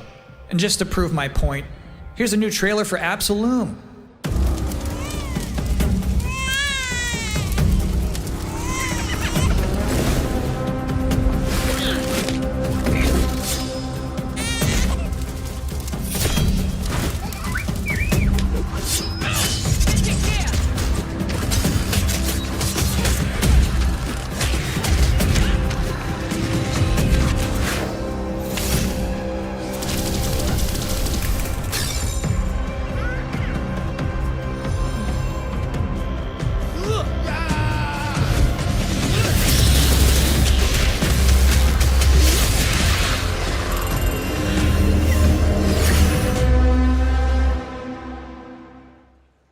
October 9th. That's a release date reveal. And I think Frog Mage revealed too. That was cool. Now, if you'd like to take a break at this moment, maybe grab a water and some snacks, I really can't recommend it. Here's a brand new look at Long Gone.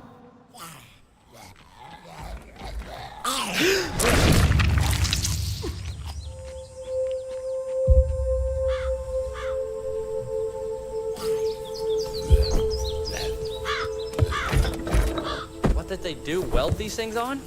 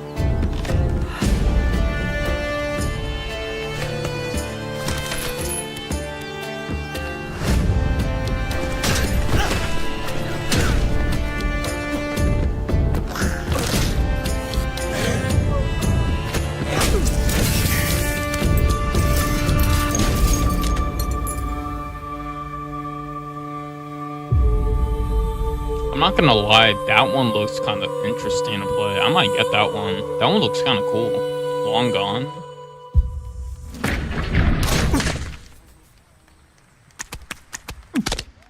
Sometimes, frankly, I'm impressed by the amount You of looked that nice up. worldwide Long reveals Gone, they book for long- this show. Here's another one. Wait, what is it called? It's called Long Gone. Coming soon. I'm gonna add it to my wish list. It kind of does look nice.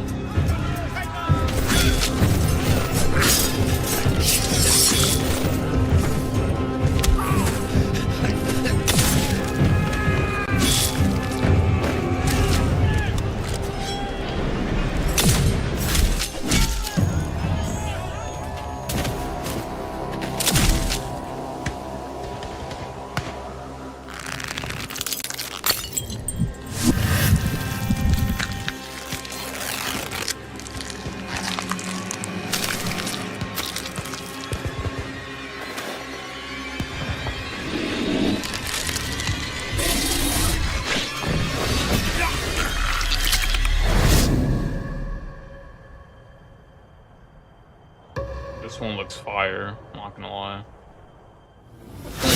Oh, this one's first person? Bro, this one looks sick.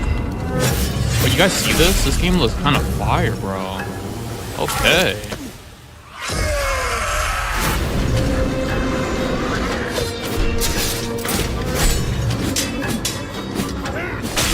This one don't look too bad.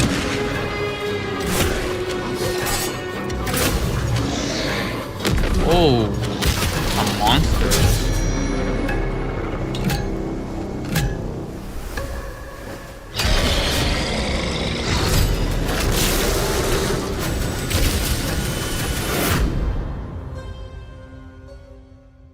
Valor Mortis. Let me it's my see sworn that. duty as pre-show host to make people excited about Gamescom opening night live.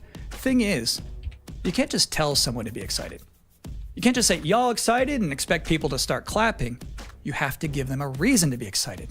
So, here they are, the top 10 reasons to be excited for Gamescom Opening Night Live 2025. Wait, what was it called? Number 10, hearing people make noise when someone asks if they're excited. Number 9, a new trailer from the reason to be excited. Hold on, guys. I need to see what's that called. I need to see. What's this called? Valor Mortis. Number 7. Wait, I Ninja can't Gaiden find 4 it. is showing up. And every time there's an Azuna drop, Oh, I found it. someone in the audience always goes, yeah! Number 6. knowing there's no Silk Song, understanding there's no Silk Song, but still thinking, what if there's Silk Song? Comes out Number 2026. 5, Ghost of Yote is in this? This looks kind of PlayStation just had a 19-minute gameplay blowout. I added to my wish list, guys. You have to so we wonder got what they've been Long saving Gone, for Gamescom. and then we got Valor Mortis. Is that Wolf gonna do something crazy? Number 4, Silent Hill F going full freak mode. Number 3, watching game designers develop their public speaking skills in real time. Number 2, the worldwide reveal of Call of Duty Black Ops 7. Now you might be saying, didn't that already happen a couple of months ago? No. That was the teaser. This is the worldwide reveal. And the number 1 reason to be excited about Gamescom Opening Night Live 2025, Resident Evil Requiem. So they just announced this at Summer Game Fest, and then they said, see you at Gamescom. Well, look at the time. It's Gamescom. Or it will be in a matter of minutes. You're still in the pre-show. But how about a new look at Planetverteidigungskanonen-Kommandant?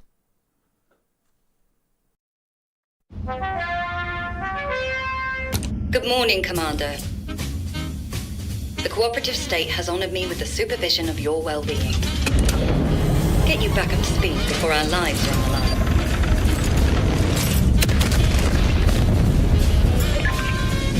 Glad to see you've not lost your touch.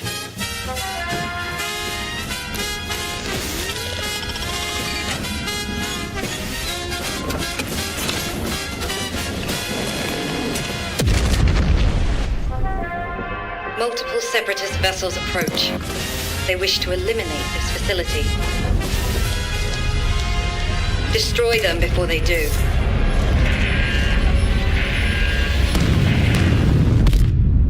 The days fly by when you love what you do.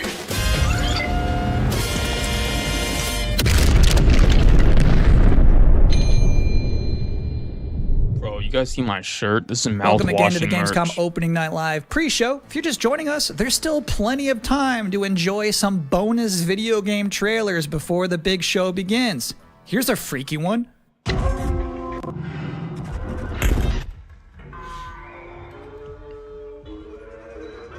Oh, what's this? This one looks interesting. Is this a game? Oh yeah, it is a game. Okay.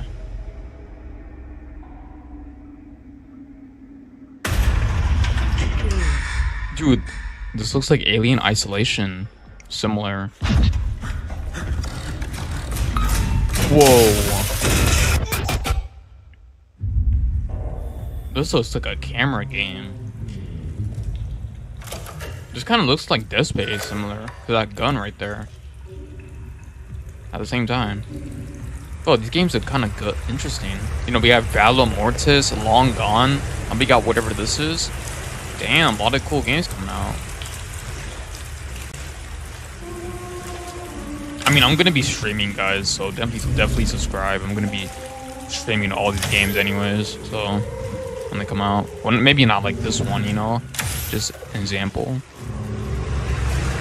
Whoa. Whoa. Oh shit.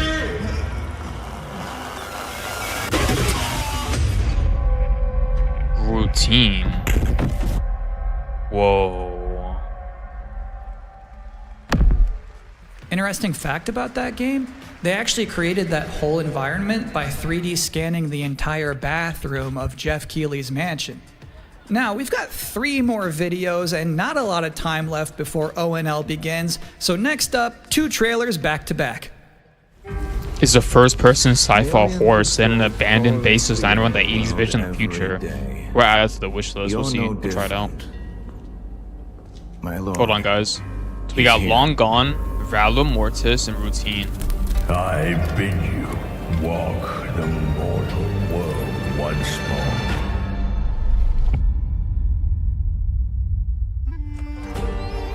Fallen leaves return to their roots.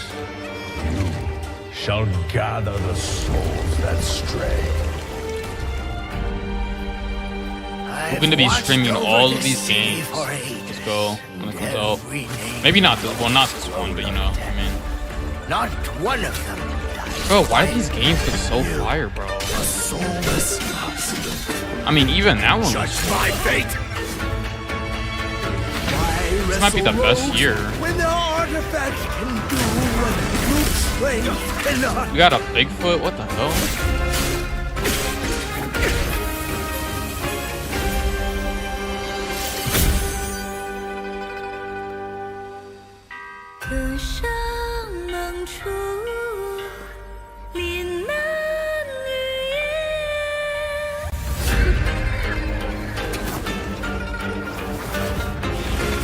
What? The soulless husk?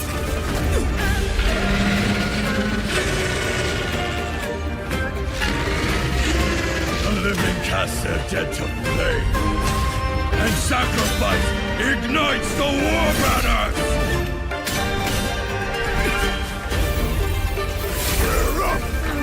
Here we go again.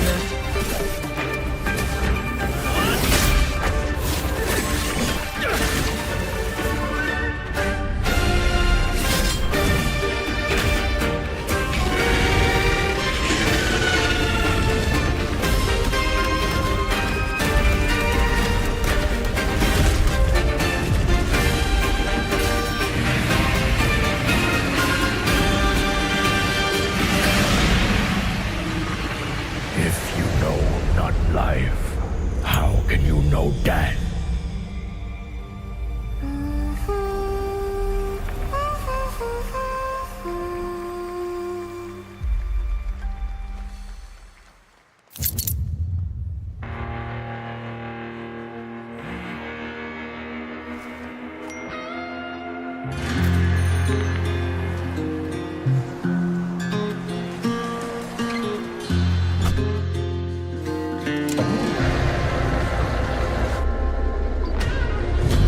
Nothing finer than the open road. You'll see me riding when the new wind blows. I'll bring that heat. I'm riding night and day. Oh, night and day. Ain't got no master. Ain't got no king. I'm running night and day.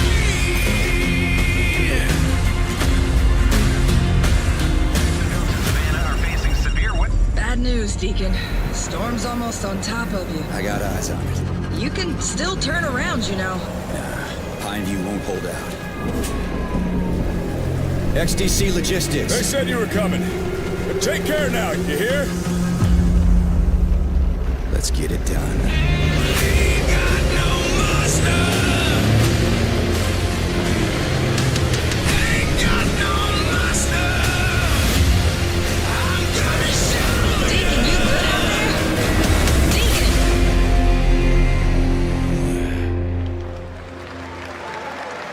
I'll give you a moment to catch your breath after that. But to be honest with you, that was not the last King of the Road you're going to see in this pre-show.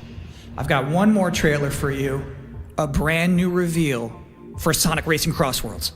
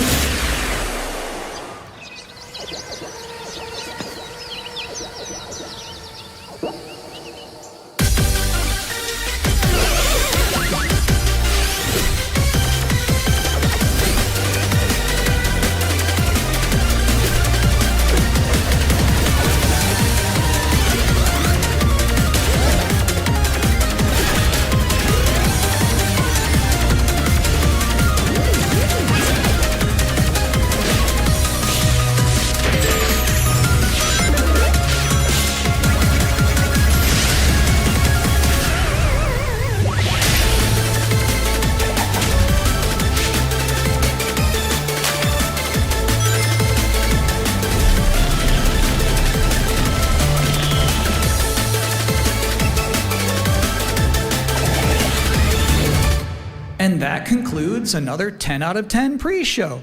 Up next, Black Ops 7, Ghost of Yotei, Silent Hill F, Resident Evil Requiem, even more apparently. It is time for Gamescom Opening Night Live 2025. Thanks for watching.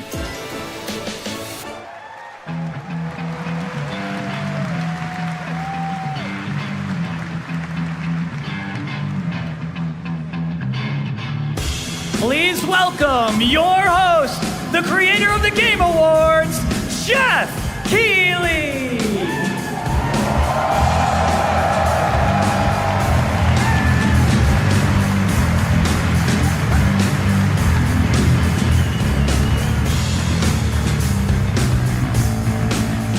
You guys ready?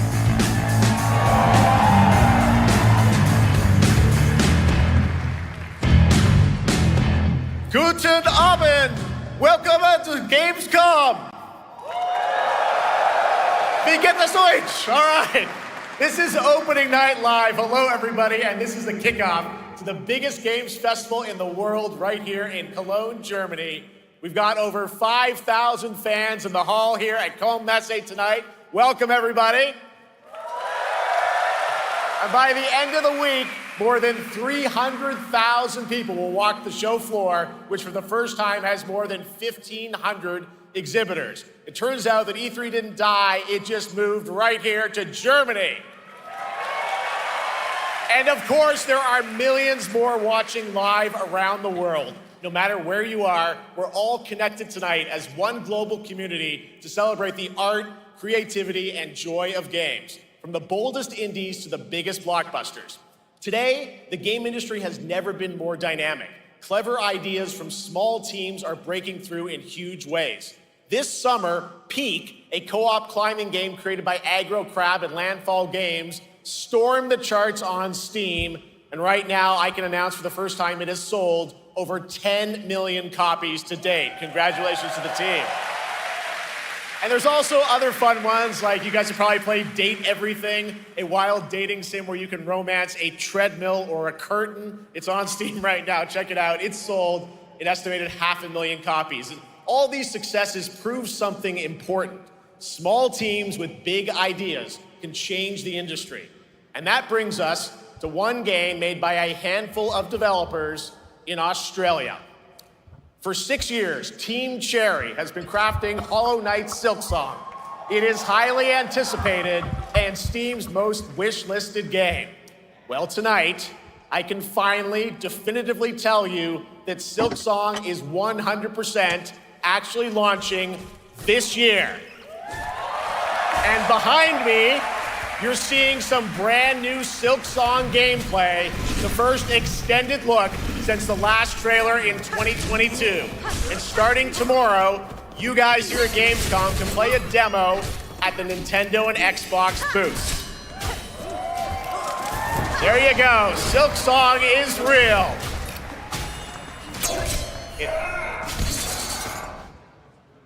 And on Thursday, Team Cherry is going to be sharing some news as part of a YouTube premiere on their channel, so make sure to check that out.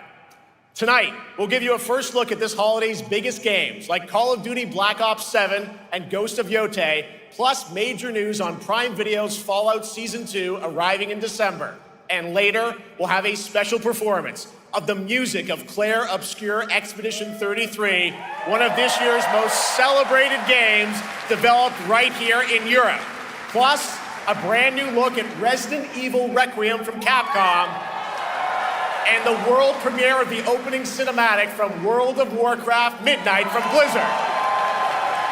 Now, as always, O&L is also about surprises, and we do have multiple brand new AAA game announcements and reveals over the next 2 hours, so stick around right until the end. This is our biggest opening night live we've ever done, so let's not waste another second. It all begins with this.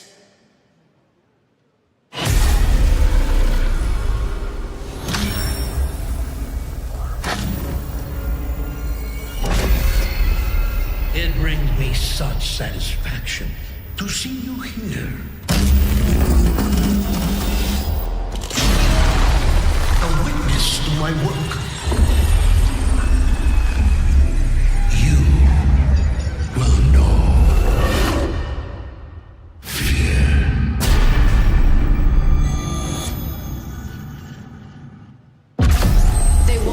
afraid. Fear makes you easier to control. It's time to wake up. Your streets shall once again run red with your blood. Raul Menendez ignited global unrest on an unprecedented scale. Menendez is a terrorist. We're bringing peace and security to the world. He refuses to let me go. Stop looking backwards, David. What matters is what we do next. A lot of people counting on us for answers.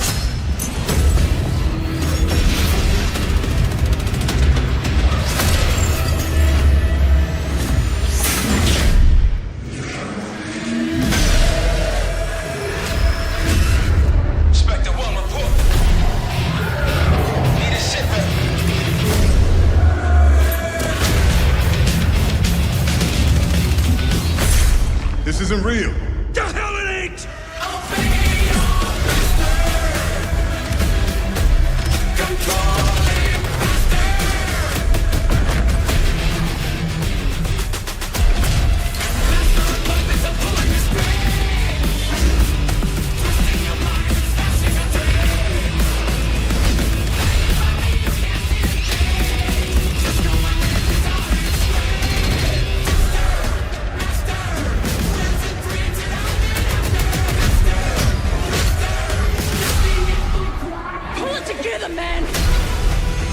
So eager to leave, David.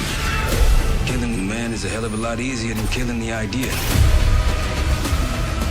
You were never cut out to be a Mason. No more games. This ends now.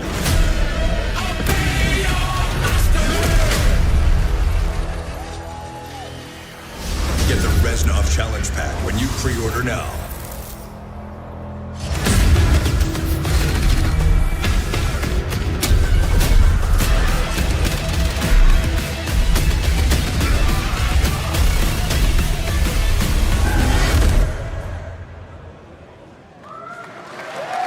How about that? Zombies, of course, Dead Ops Arcade as well, and it looks like we also have an official date. Call of Duty Black Ops 7 releases on November 14th.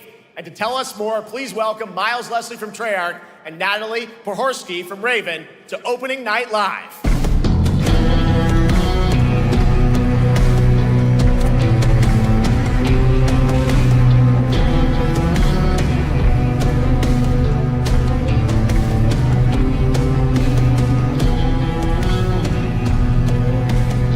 Hello, guys. Congratulations on the reveal. Welcome, Miles and Natalie, to Opening Night Live. Thanks for having us. We're very excited to finally talk about this game. Yeah, excited. Let's get into it. All right. Well, that trailer was obviously intense. Black Ops is back. Twisted world of Black Ops as always, and it looks like you're definitely pushing the envelope again. Absolutely, Jeff. It's been a long road, and we're thrilled to finally be sharing what we've been building. Black Ops 7's got a bold vision of the future. We're diving into 2035, and it's a future that feels real, just out of reach, but it's twisted in only the ways Black Ops could. And, you come to expect what you got there. It's a world of fear. The shadows are gone. Nothing is what it seems.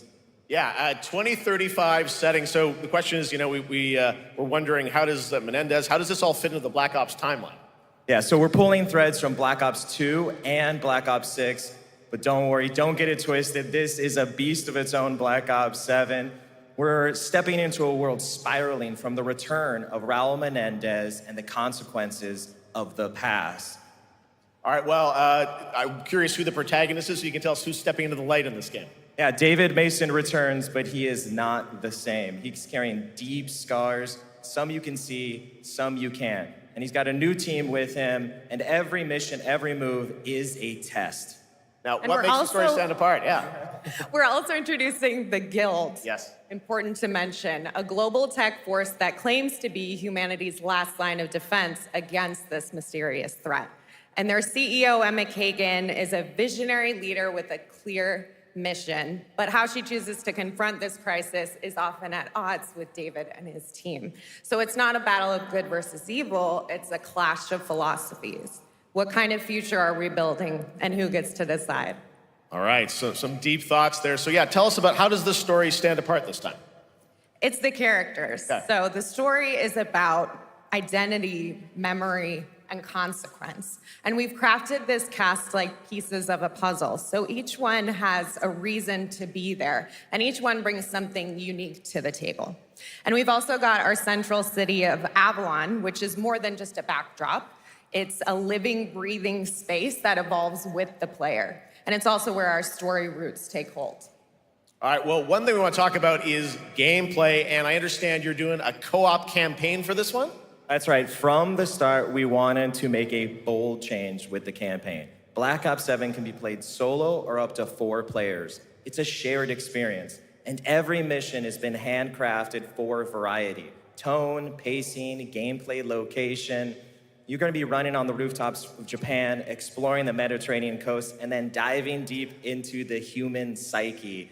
All of it has been crafted to really add clues to the story and offer their own gameplay focus. Wow, so wild story, co-op campaign, you are definitely pushing boundaries this time.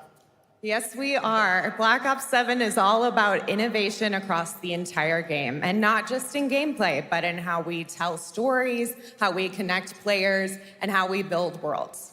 And this is just the beginning. There's more to come at Call of Duty Next, including multiplayer and zombies. But for now, we hope you guys are excited to step into something new and experience something truly unforgettable.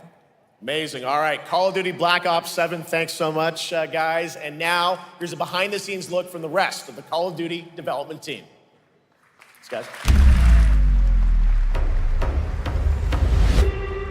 Black Ops 7 brings an all-new way to play the Call of Duty campaign. This time, you're not going in alone.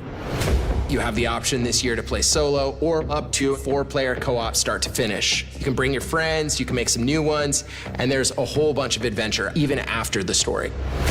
For solo players, we really make sure that they can engage in the campaign the way they want to and feel like they're truly playing a Black Ops story. What's going to be fun is having each player in your squad gravitate towards their own play style and then really playing it off of each other. We've crafted this as an inherently social mode that features the amazing linear Call of Duty missions that our community loves.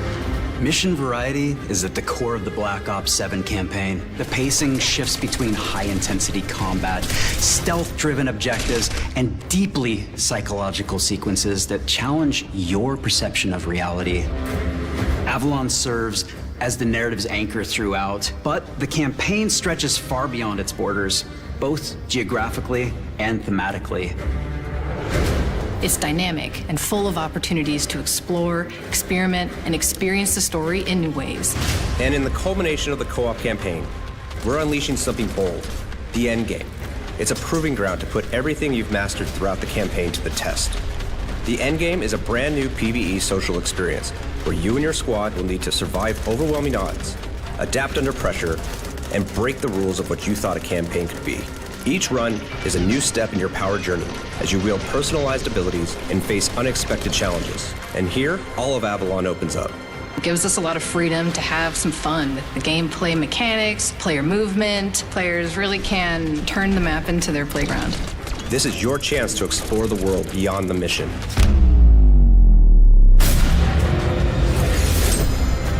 That's just a quick look at what's to come with the campaign. Every mode of this game is built with the intention to deliver the best possible experience to our players. So whether you're a Call of Duty veteran or not, there's something for you in Black Ops 7.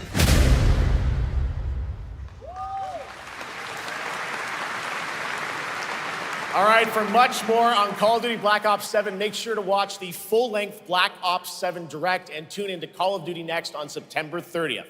Still to come, we'll have news on Fallout Season 2 and the announcement of a brand new game from adventure game legend Ron Gilbert. I grew up playing his games, and I can't wait to show you his next unexpected creation a little bit later. All right, who's ready for our first brand new game announcement of the night? I figured you'd feel that way. Well, to do the honors, please welcome back to ONL, one of the most respected and recognizable hosts in esports. She's my co-host, Shox.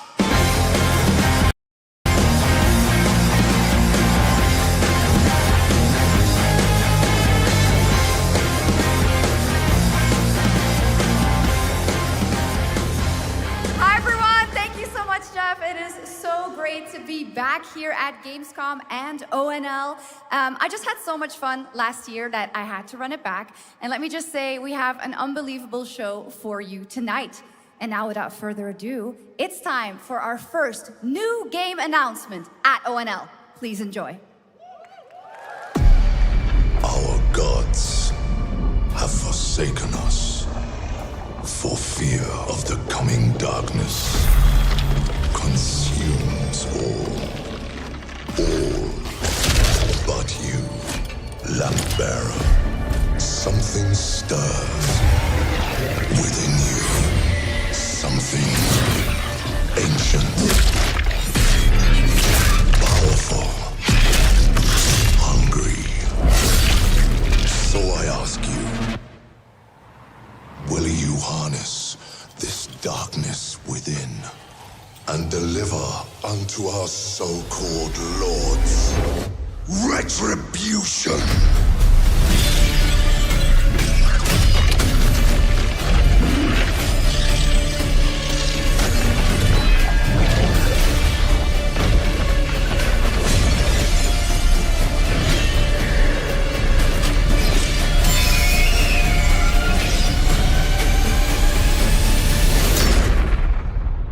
But should you fall, the world falls with you.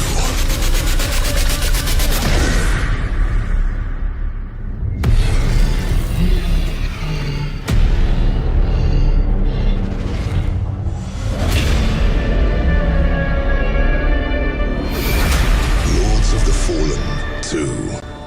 Wishlist now.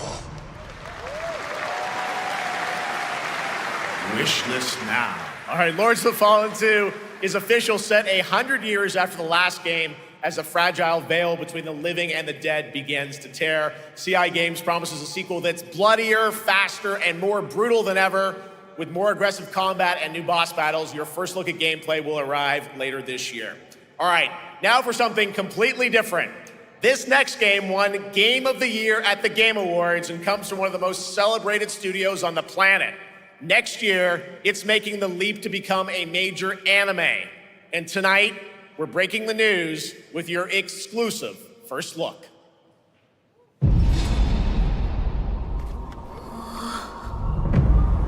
誰もいない道、行く先のない久しいな。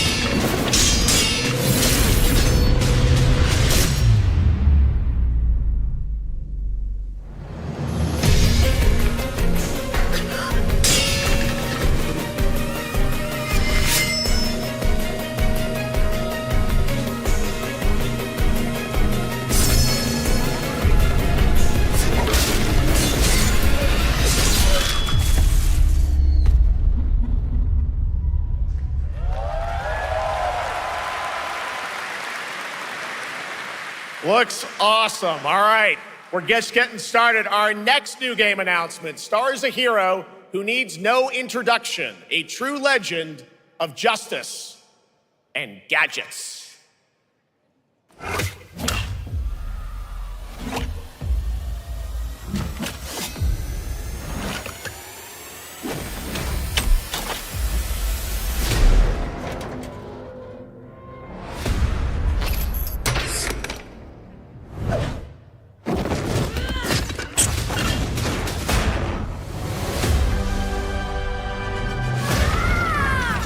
I need to become more than a man.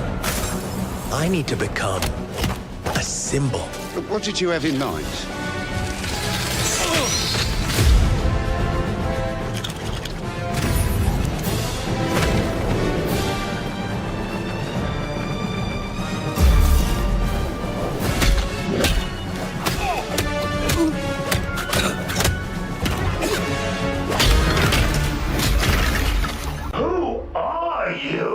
I'm Batman.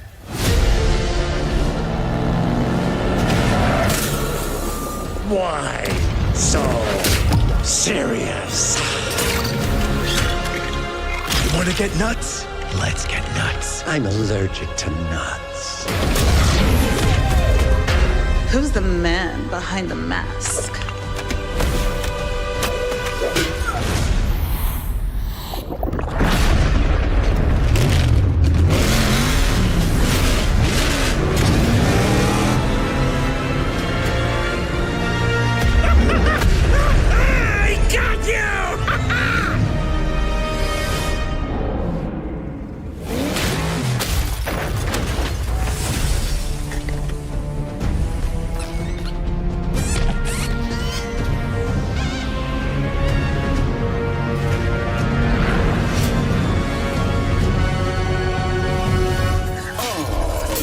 Darkness is your ally. You merely adopted the dark. I was born in it, molded by... Ah! Who put that there? I could have really hurt myself. Oh, we got a new Lego game?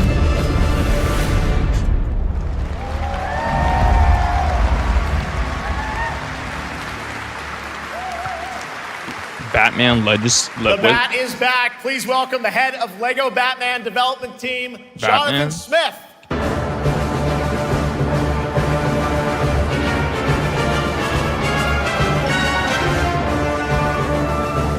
It's called Legacy. I need to go back. Legacy of the Dark Knight. Oh, it's not on wish list yet. You guys are returning to Lego Batman? We are so thrilled to reveal this game tonight for the first time to you all and to the world. Yep. And that's not all. At Gamescom, you will be able to play Lego Batman Legacy of the Dark Knight. Wow. Pretty amazing. All right, well, there will be a demo on the show floor for everyone. Now, let's break down that trailer because we see so many fan favorite references, to films and things like that. So what is the story of this game? This is the definitive, essential Batman story. We take you on Bruce Wayne's epic journey from origin to legend. You'll train with the League of Shadows. You'll fight crime on the streets of Gotham. And as the years go by, you'll establish your ultimate legacy as the Dark Knight. We've incorporated iconic moments and deep-cut references from decades of Batman movies, TV shows, comics, and games, all brought together and brought to life in our unique Lego world. Well, we could not wait for it. Let's also talk about the combat, because we've got some real gameplay here of the combat, and I gotta say, feels like you're really amping things up here this time. Oh, the team has created a really rich, deep combat system that's authentic to Batman's unique style. So, surrounded by enemies, you'll pull off powerful attacks, counters, and takedowns. You'll use cool gadgets like batarangs to stun enemies and the Batclaw to reel them in. For the first time, we got a new Lego we've added game. Difficulty levels. Caped Crusader and Dark Knight mode for those who want an extra challenge. And you'll build a new Bat family of allies as you're joined by playable partner characters like Jim Gordon, Catwoman, Robin, Batgirl, each with their own gear, which you'll need as you take on a rogues gallery of villains from Joker, Penguin, and many more, including the mighty Bane, as you saw in the trailer, voiced by the incredible Matt Berry. Oh my God, I cannot wait to see what you're packing into this game. It also looks like you have a bit of is it an open world Gotham? Is that fair to say? Sure, that's right. Gotham is a playground, a Lego playground where you're free to explore. You can grapple from rooftop to rooftop, glide over the streets, or cruise around in your choice of Batmobile. This game has it all. I think you've sold me on it. All right, Jonathan. I'm pretty hyped about it. It will be here playable, as we mentioned, for all you here in Germany. You can play Lego Batman Legacy of the Dark Knight for the first time starting tomorrow on the Gamescom show floor. Thank you so much, Jonathan. Awesome. All right, now over to Shots with our next new game announcement exclusively on ONL. Thank you so much, Jeff. Indeed, I find myself here in the audience. There we go. I find myself here in the audience. Thank you so much, Jeff. And some of the best fans at ONL. So is everybody having fun? I love it. But we're just getting started. Still to come, we have an amazing musical performance from Claire Obscure Expedition 33. I can hardly wait. And also a new look at Resident Evil Requiem, as well as a bunch of other surprises. I know what you guys are excited for. I can hear it. But now it's time for a new game announcement. A long-awaited sequel that fans have been eager to see for nearly a decade. We have fought the enemies of humanity across 1,000 worlds. No respite, no remorse, no mercy. We are the wrath of the Emperor, his angels of death.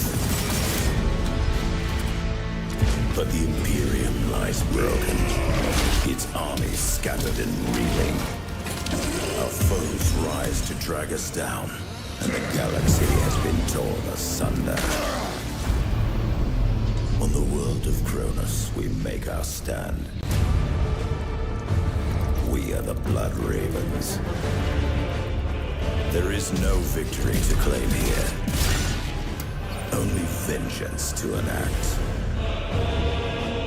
Whilst even one of us lives, we fight. For only in death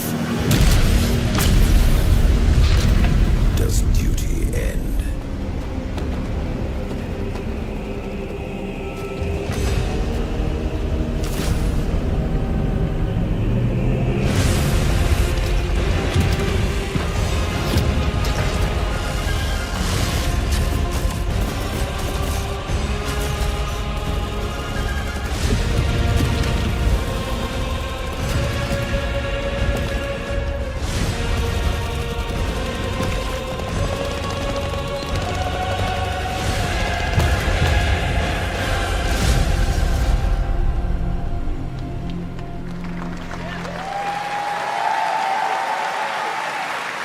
Centuries after the last great conflict, the battle for Cronus begins again in Dawn of War 4 with 4 playable factions and over 70 missions. Dawn of War 4 is coming in 2026 to PC.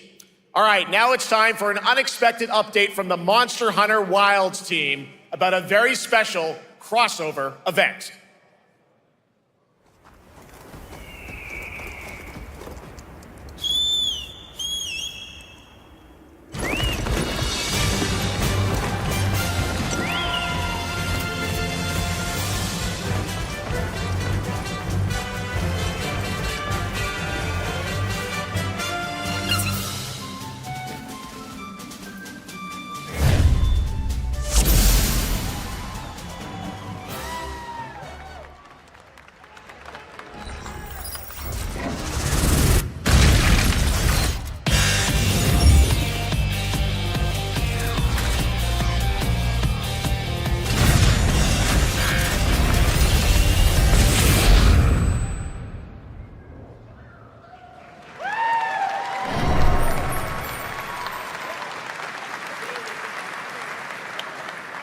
All right, to tell us more, it is my great honor to welcome 2 very special guests together on stage. Ryozo-san from Capcom and Yoshi P from Square Enix.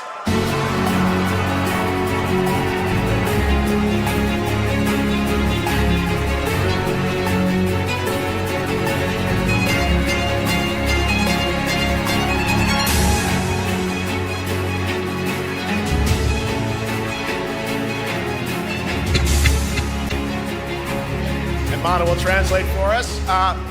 Well, guys, it's great to have you both together here at Gamescom. Ryozo-san, what can you tell us about this collaboration? Thank you, Jay. ドイツの皆さん、配信をご覧の皆さん、こんにちは。今日ですね、このファイナルファンタジー14との特別なコラボレーションを発表できたことを本当に嬉しく思ってます。Thank you, Jeff. Good evening to everyone at Gamescom and all the friends watching online. Today, we're very excited to announce a special collaboration with Final Fantasy XIV. ですね、モンスターハンターワールドの時にもコラボさせてもらったんですけど、その時もですね、吉田さんとまたちょっと機会あったらどっかでやれたらいいですねみたいな話をしてたんですけど、今回それが実現しました。今日お見せした、映像はですね、まだ一部でして、詳細は、来月皆様にお伝えできると思いますので、そちらの方を注目していただけたらと思います。あとですね、今回もですね、吉田さんと、スクエアエニックスのスタッフの皆さん、本当に全面協力していただいたことをですね、感謝してます。吉田さん、ありがとうございます。はい。で、ここからですね、ぜひ吉田さんにバトンタッチして、感想をいただけたらと思っております。After our collaboration in Monster Hunter World, I remember talking to Yoshida-san and discussing how much we wanted to do it again, and now we're very thrilled to make it happen. What we showed you is just a little glimpse of what's to come, so please look out for more information that's coming next month. But of course, Yoshida-san and the Square Enix team have been working just as hard with us on this special collaboration. So I'd like to not only thank him, but turn it over to him to share some thoughts. Guten Tag, GAMESCOM! まずはこのような素敵な場所に招いていただいたジェフさん、それから我々にね、いつも本当にたくさんのインスピレーションをくれる良三さん、それからカプコンの開発チーム、そして何よりゲームファンの皆さん、本当にありがとうございます。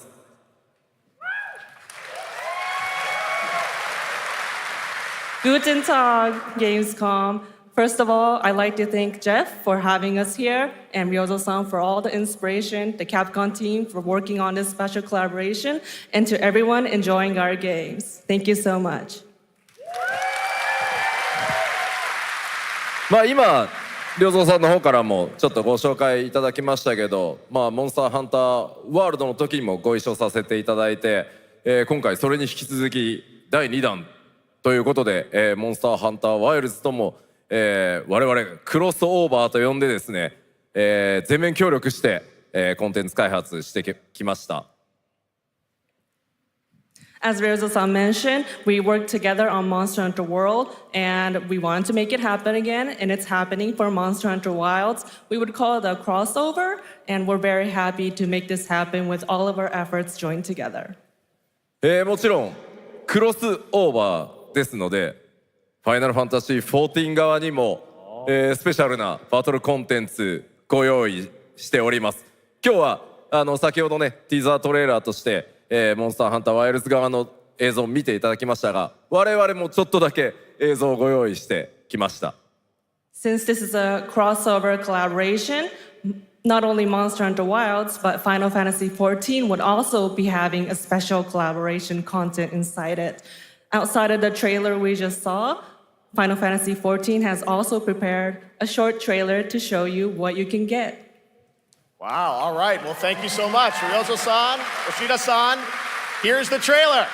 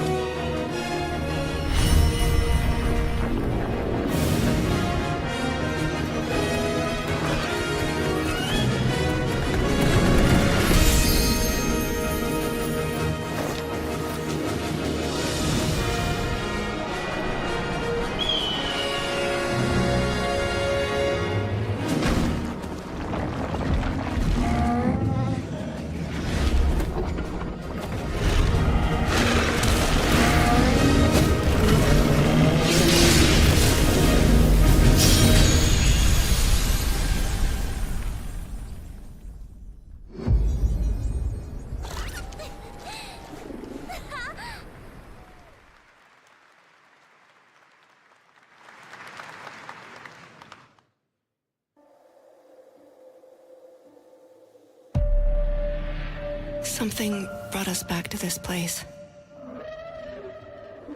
Something that knows us. Knows the rules. But what if this wasn't the place, after all?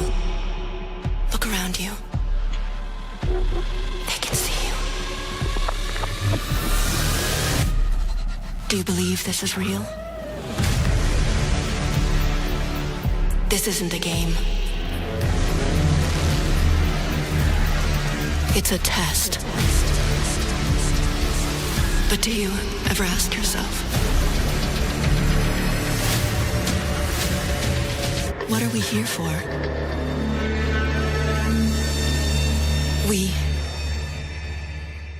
We're here to play.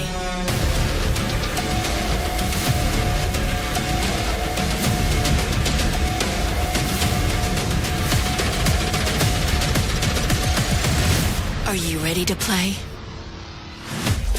Welcome to the world's biggest gaming playground. Game On. 500,000 people, 1,500 exhibitors, endless games to explore right here in Cologne. Discover rising stars at Gamescom Awesome Indies. Step into the cosplay universe, on-site or online. Watch, join, become the hero. Experience live shows, esports battles, and creator events in the Gamescom event arena. Not in Cologne? Go to gamescom.global. Stream the highlights on Gamescom Now, vote in the Gamescom Award, or dive into our Gamescom studio on Twitch and YouTube. And of course, we're here to play. Join the fun in our community RPG, Gamescom Epics. Loot awaits. We care. Gamescom runs on 100% renewable energy and puts accessibility first. The whole city joins in at the Gamescom City Festival. It doesn't stop there. The whole world comes together, not only here in Cologne, but also at Gamescom Latam, Gamescom Asia, and beyond. Welcome to Cologne. Welcome to Gamescom. All over the world. And now, keep on watching Gamescom Opening Night Live. I'm ready to game, all right. And that was only a glimpse of what is to come here at Gamescom, the biggest playground in the world, and what it has in store for you. We're here to play, and the fun is just getting started. So, Jeff, what's next? Is it anything good? I think it's gonna be good. It's gonna be a video game, I can tell you that much. Last year at the Game Awards, we had the honor of announcing the long-awaited return of one of Capcom's most iconic action series, Onimusha. And tonight, we take the next step on that journey. Here's a brand new look at Onimusha, Way of the Sword, coming in 2026.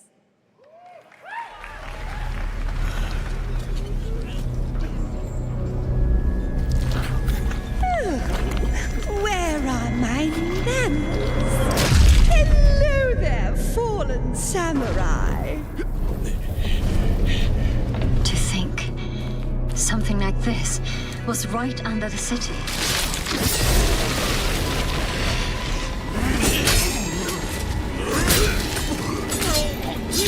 What fearsome power! Be careful!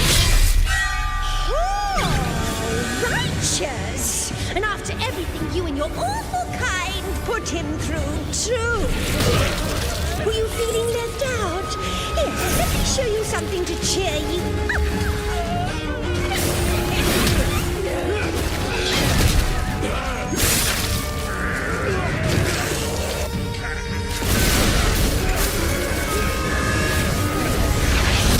New ways controlling this lightning.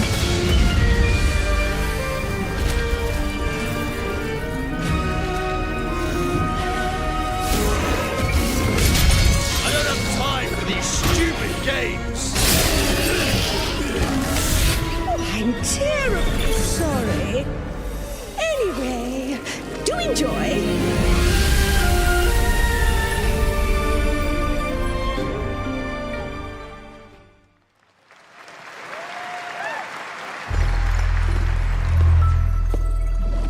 The automated industry complex will be the link, connecting and uniting every fragment of this shattered world.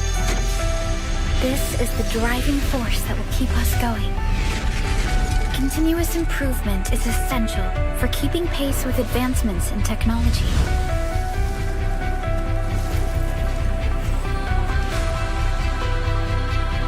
Enfield.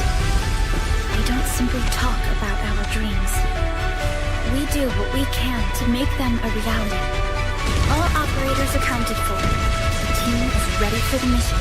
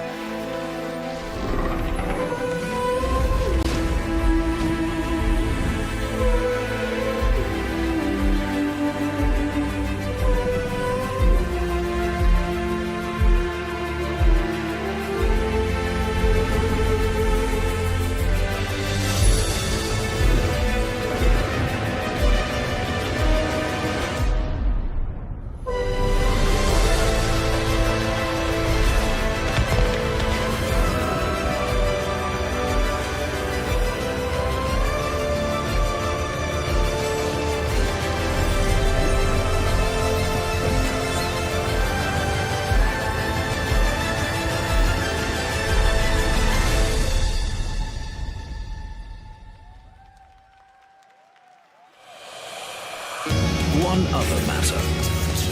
The Alpha. She was found. This will truly be the birth of a new world. A world where we are the one and only human race! I'm afraid your friends came far too late. I see the years haven't been kind. I know about the Alpha. Why is she here?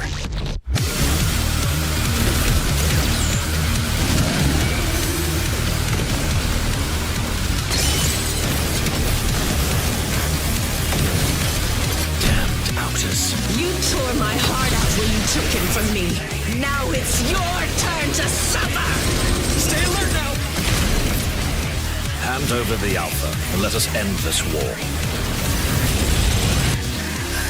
Oh, Mother. Thank you.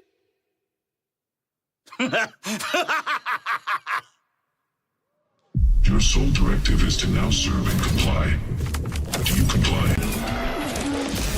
No.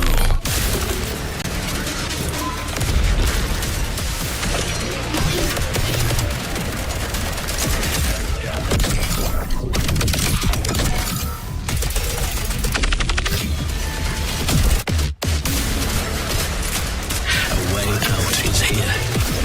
I can feel it.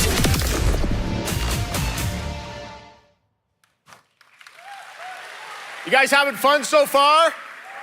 We got a lot of shows still coming your way. All right, now it is time to head back into the wasteland.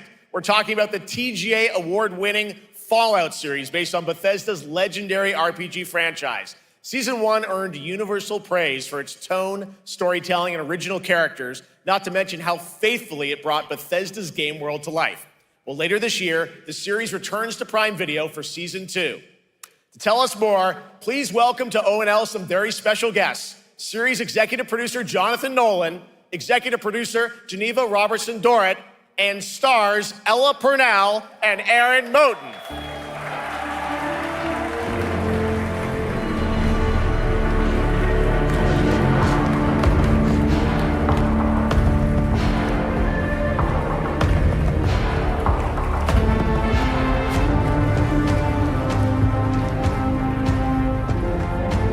Hi, everybody. Great to see you all. Welcome to Cologne and Gamescom. Jonah, we've got 5,000 Fallout fans here in the hall tonight, millions more watching online, and we can't wait to hear about the new season. Yeah, we're very excited. We literally just wrapped, jumped on a plane, and came out to see you guys.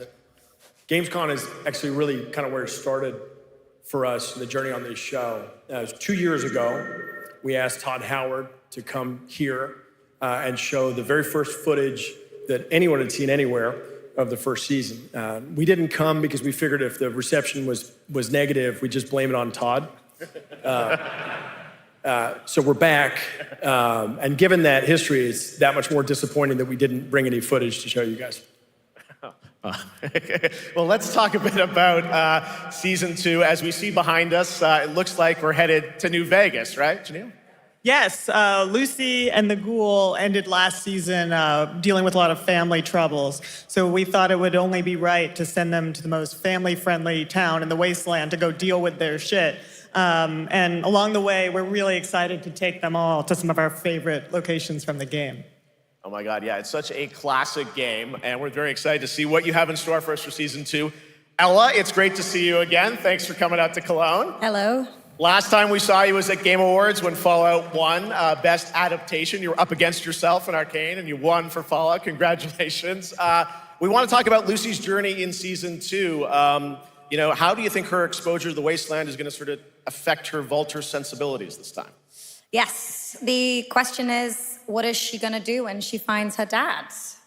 Is she gonna bring him back to her vault and give him justice, or is she gonna give him wasteland justice, which is the ghouls' justice? I think a central question of the season is whether Lucy will transform the ghoul or whether the ghoul will transform Lucy, and how much they will influence each other. Okay, I like it. Aaron, let's talk a bit about Maximus. He went through quite an evolution last season.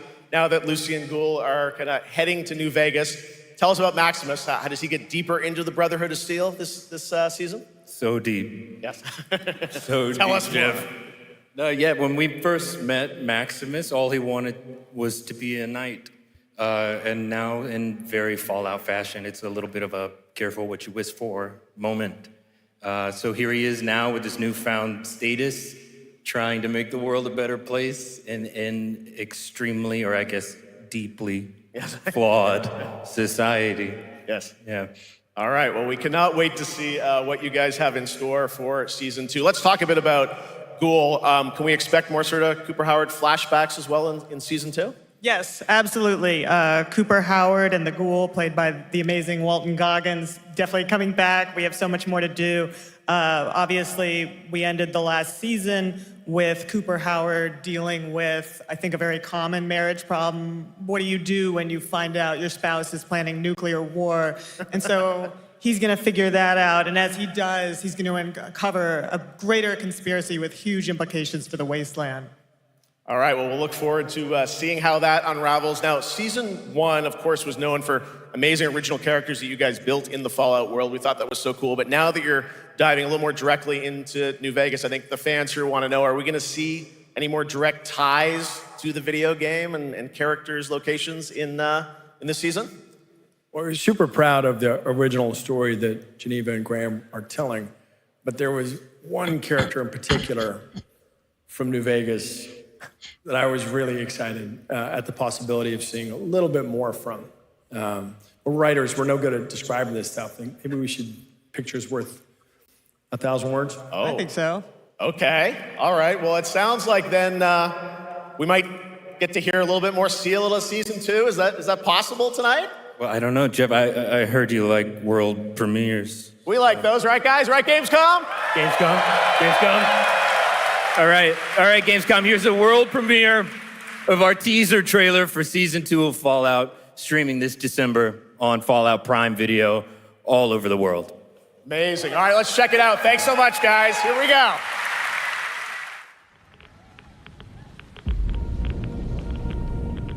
I'm looking for someone. Common story around here. Someone you care about or someone you hate? Oh, what a great question. What say you, Miss McClane?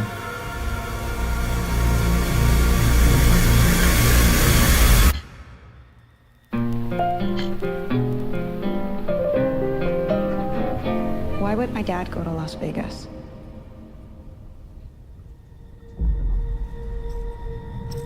You want to know why the world ended? It started here with one man.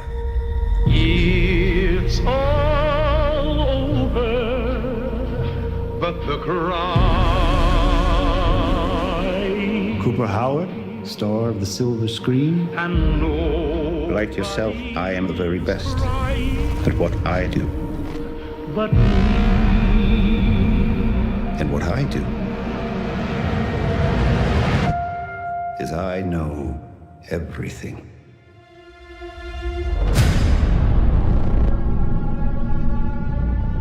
I know there's a war coming. The bombs will only be the beginning. My concern is that you would do just about anything to save your family.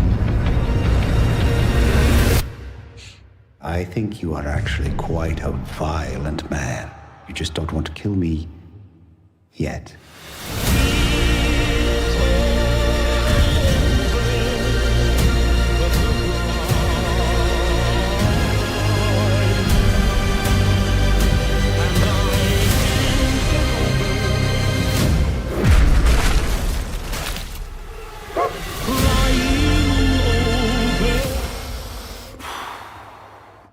Let's get lucky, shall we?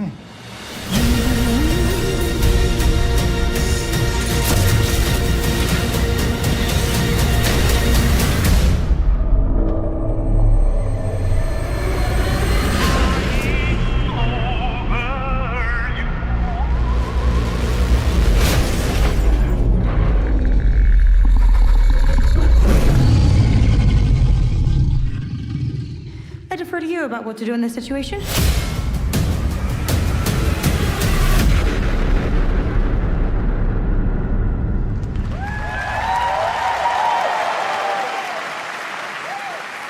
How How about that? That looks incredible. Deathclaw, of course, in our first look at the new season, and Robert House is Jonathan Tease, played by Justin Theroux. It is an amazing Gamescom exclusive, and we've got another one for you. The first drop of the all-new Season 2 posters. We cannot wait to see what Lucy, Maximus, and the Ghoul have in store for us when Fallout Season 2 begins December 17th, with new episodes premiering weekly on Prime Video. All right, now back to you, Shox.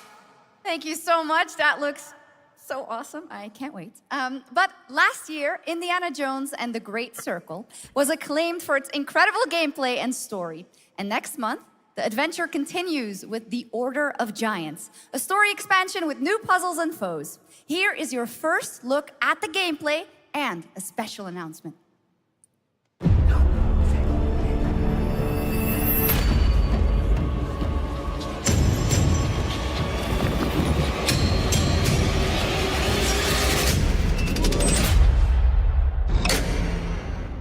What do you know about the legend of the Nameless Crusader? Fierce warrior. Fought in the siege of Antioch, 1097 AD. Very tall, like a giant. Pope Paul IV had an item of this crusader in his possession, his helmet. Well, I'll tell you what. If I see the helmet, I'll leave it exactly as I found it. Sound good?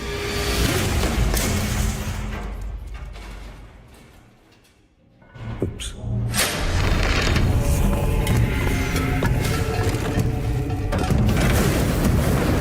Giant guardians. Their roots go way, way back. Worshipped by the Mithras cult. I can't believe you dare to investigate this. Impressive for a snake.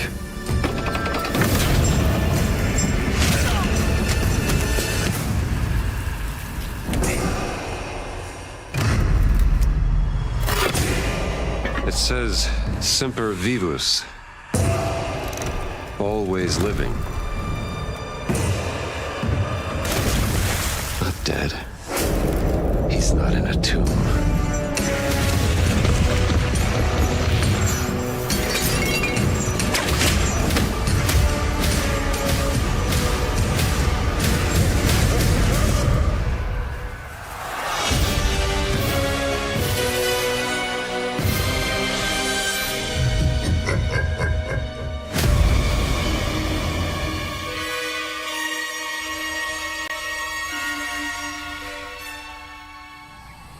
September 4th? Interesting.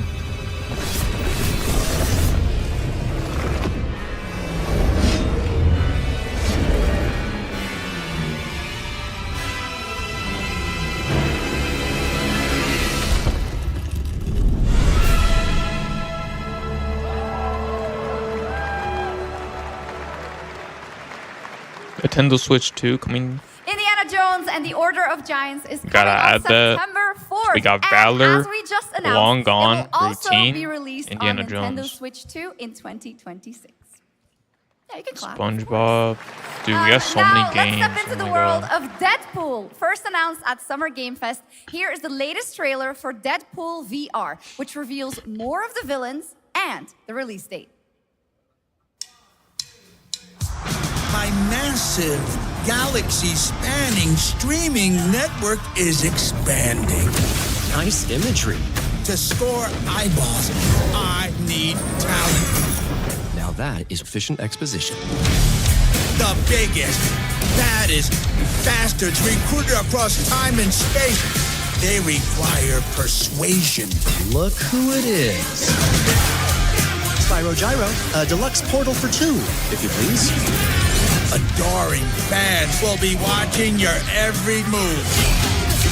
Fighting on a reality show to the cheers of trillions. Minimum effort. I have little tolerance for low ratings. Oh, shit. OMG.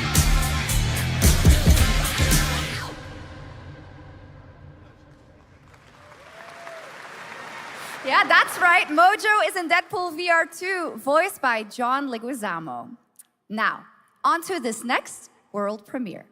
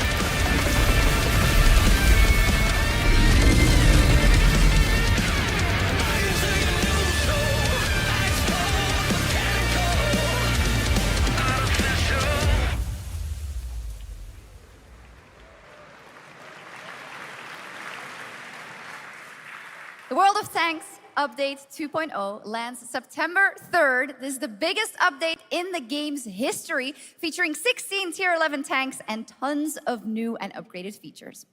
Absolutely. All right, next. Saber and Focus delivered Space Marine 2, one of the most fun action games of the generation. Well, next year, they are set to do it again in John Carpenter's Toxic Commando. This FPS action game combines classic 80s action horror with over-the-top humor. Well, here is the world gameplay premiere of John Carpenter's Toxic Commando.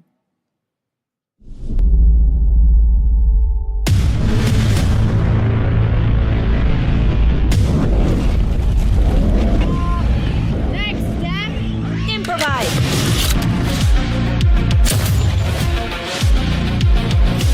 This is not how lights work. You see my new toy?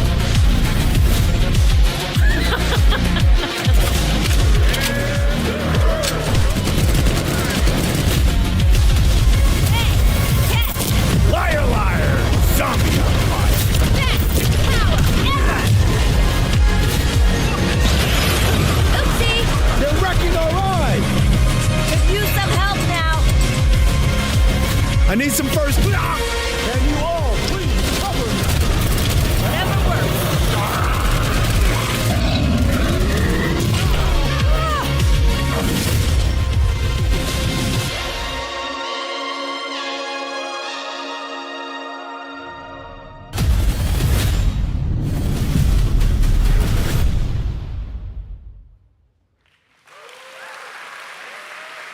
Super fun. All right, our next reveal comes from a true legend of game design, Ron Gilbert, the mind behind Monkey Island, Maniac Mansion, and so many other classic games that defined the golden age of point-and-click adventure games in the 80s and 90s. I loved those games growing up. Well, now Ron is back with something completely new and completely unexpected. It's called Death by Scrolling, a roguelike, vertically scrolling RPG set in purgatory where you'll battle waves of enemies, hoard gold, and do everything you can to stay one step ahead of the Grim Reaper herself. Here's the first ever look.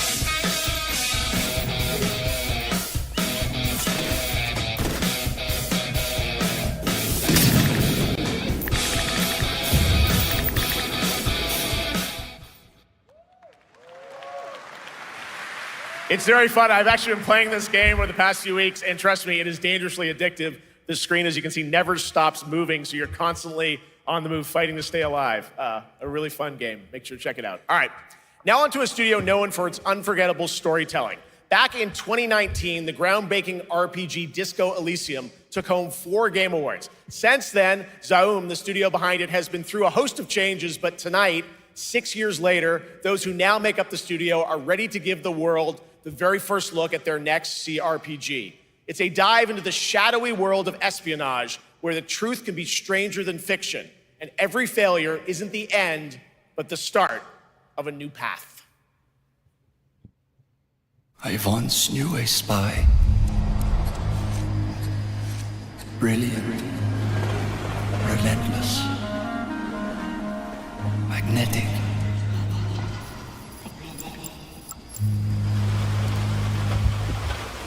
Her name was Herschel. Dark gold hair, a well-worn life beneath. A dandelion puff, waiting to be blown. She tried to look out for me. For us. But it mattered in the end. Everything she touched rippled into failure.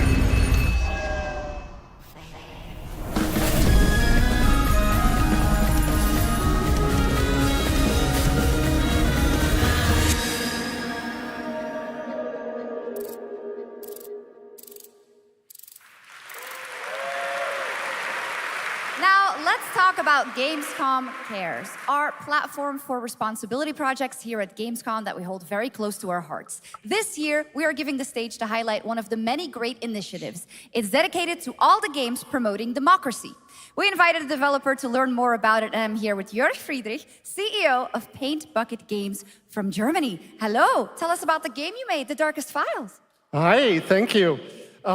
In The Darkest Files, we tell the true story of Fritz Bauer, who was persecuted by the Nazis and forced to flee Germany, only to return after the war to fight them with the sharpest sword of democracy, the rule of law. It shows how quickly a constitutional state can become an unjust state and how this leads to darkness. But it also shows that we cannot simply stand by and watch. When this happens, we must take action. Indeed. There are other examples like your game playable here at Gamescom, such as Glass House by Flat 28 Collective from Italy, a story-rich CRPG set in a lockdown apartment block at the dawn of a world war. And Compensation Not Guaranteed by Team Project Lunch from Singapore, a document checker thriller about a post-colonial country from the perspective of a government official worker. So, Jörg, can you tell us why these games are so important and so impactful? Well, games are more than entertainment. Like any great art form, they reflect our concerns, our fears, our hopes, and what preoccupies us. Democracy is under attack right now. Minority rights are being violated, and the world is becoming increasingly interconnected. So games are a powerful medium for addressing these issues, and they have the potential to inspire change. I am glad that not only are many people in the global games industry engaging in projects like this, but also more and more institutions like the European Commission or the United Nations. A very important message. Thank you so much, Jörg. And of course, thank you to all of the dedicated developers around the world who put so much heart and soul into those games, making the world a little better. Please check them out, everyone, and check out all the great initiatives of Gamescom Cares. Now, we have much more Gamescom ONL to come next. It's a very special performance of the music of Clair Obscur Expedition 33, plus Resident Evil Requiem.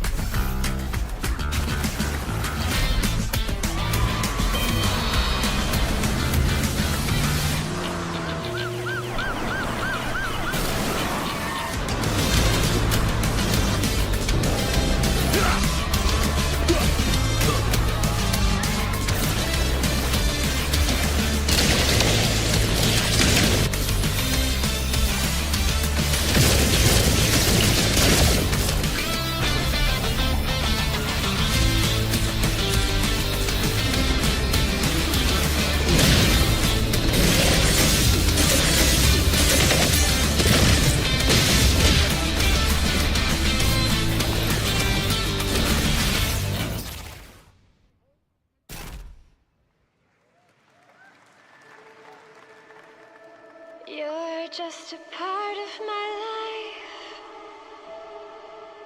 and you're just a part of my life.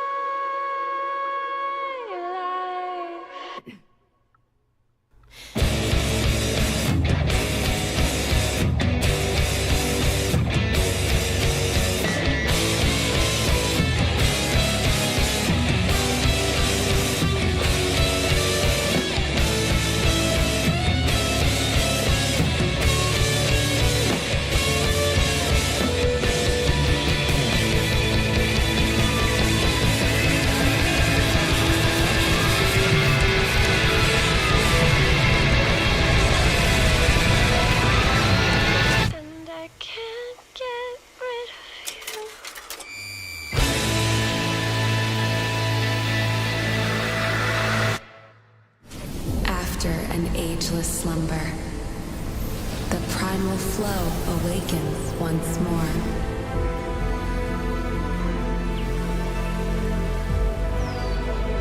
It is fate that brought us together.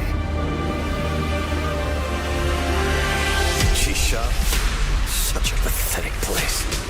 Who is this guy? What does he want? Your ignorance is despicable. A power stirs deep beneath us.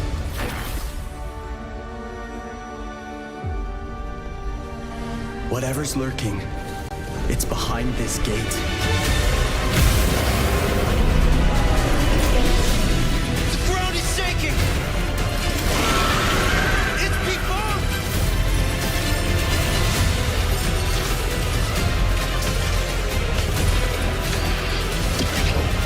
We have to take it down! How long have they been trapped in here? Be it destiny or chaos, I shall break the cycle! Time for the final reckoning.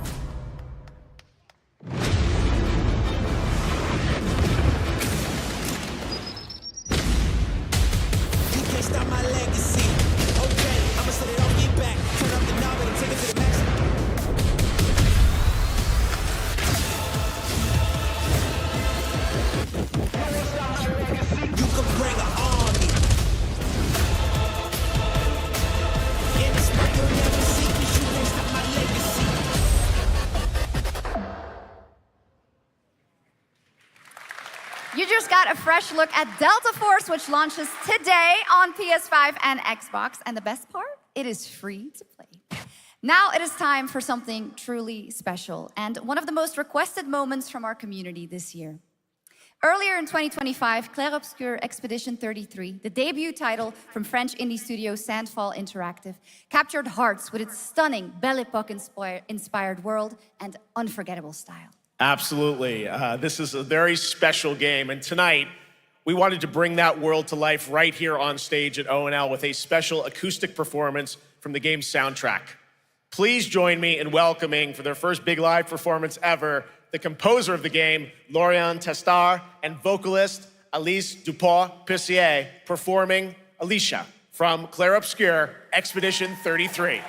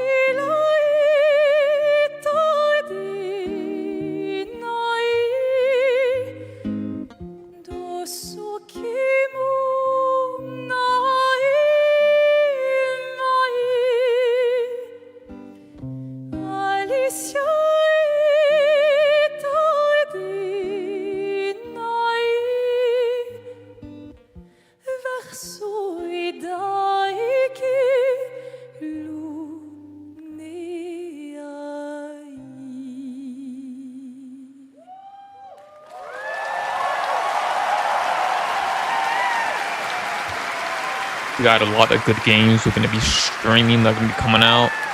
W. That was great singing, too.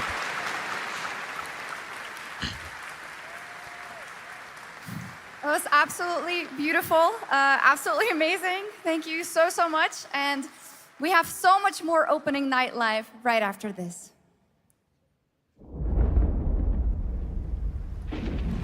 Since ancient times, the Hayabusa and Raven ninja clans have fought to keep peace, with the Hayabusa clan in the spotlight. But your clan, the Raven clan, has always had a secret motive. Thanks. I owe you one, Hayabusa. Expect heavy resistance from the DDO. We're all counting on you, Yakumo.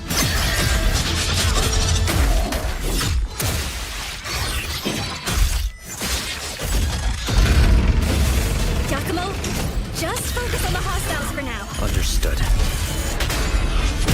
Stop this madness. Stay away from the Dark Dragon Seal. Go back home to your little raven nest. Or die here. If you truly think you have what it takes to slay the Dark Dragon, prove it. The very fiend that resurrected the Dark Dragon years ago. Even a mortal such as yourself has heard of me? I'm sure. Die, insect.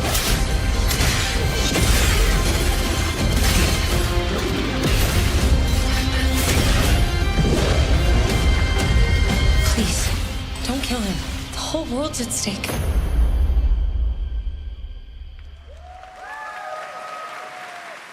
So we got Well, Ninja Gaiden we've 4. seen so many great games so far, so make sure to spread some love to these amazing developers and teams behind them, and wishlist your next favorite game on Steam by checking out our Gamescom Steam event. And the best thing is you'll find even more games from this year's Gamescom show floors, from beloved indies to big blockbuster titles, by scanning the QR code below. Now it's time for the world gameplay premiere of an MMO shooter set in a post-apocalyptic dystopian Seoul, South Korea. From NCSoft, this is Cinder City, blending narrative-driven shooter action with a vast, seamless open world. Freeze, ADF! Get on the ground now! Drop your weapon or we'll shoot! Drop your weapon, last warning! You've crossed the line. Are you trying to get us all killed here? 3 minutes to drop. Everyone stand by.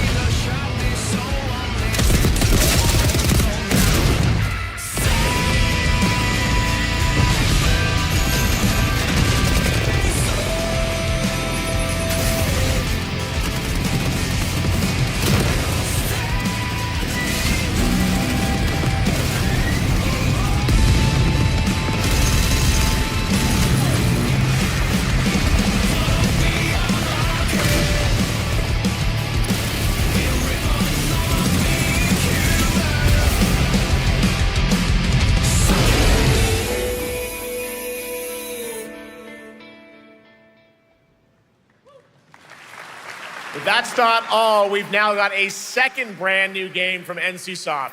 Time Takers is a competitive team-based survival shooter where the ultimate prize isn't points, it's time itself. Here's your first ever look at the gameplay. I floated in an ale-induced stupor, a ghost of my former glory.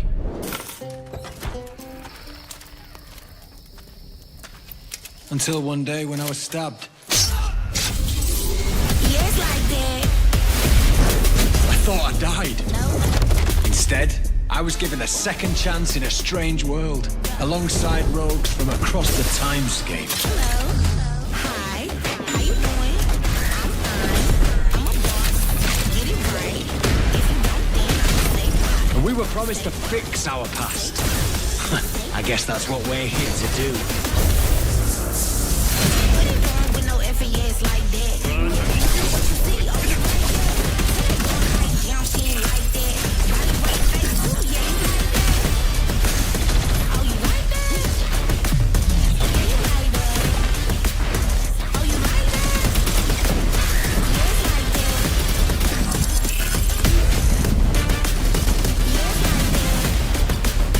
Yes, like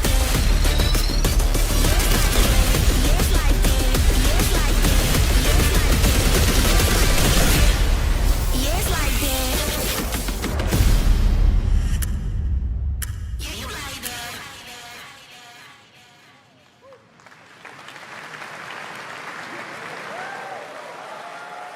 For decades, Silent Hill has defined psychological horror in games. And tonight, the fog rolls in once again. Here's a brand new look at Silent Hill F from Konami, including the reveal of the American voiceover actress Susie Young as Hinako. Target show 1 to HQ. We haven't found an active suspect at the scene. Chances are good, but it's still in the fact no water. We better consider the hunt. Over. Last seen fleeing Tsuneyoshi Shrine. Exercise extreme caution.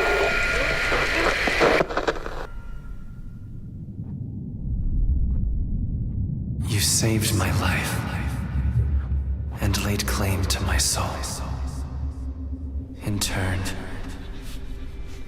I shall save your souls by claiming the life of your old self. Who was that? What is this place?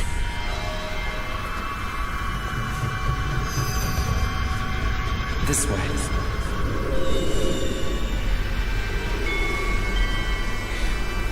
Better get going.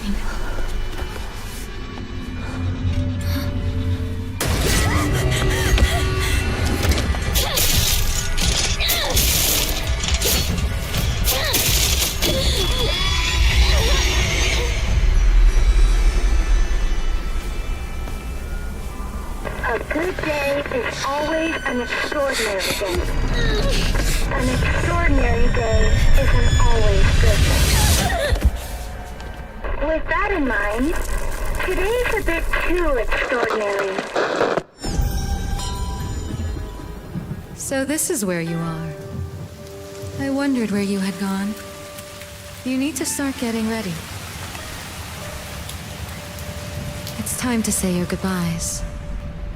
You're going to kill them with your own hands. What's going on? No. It's got my home too. The halls, the doors, everything's changed.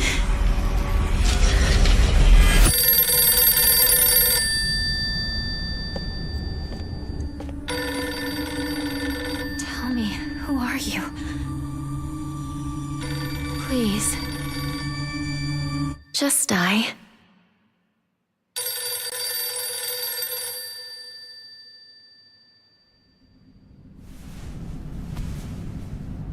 It must be hard for you to bid farewell to childhood friends. Yes.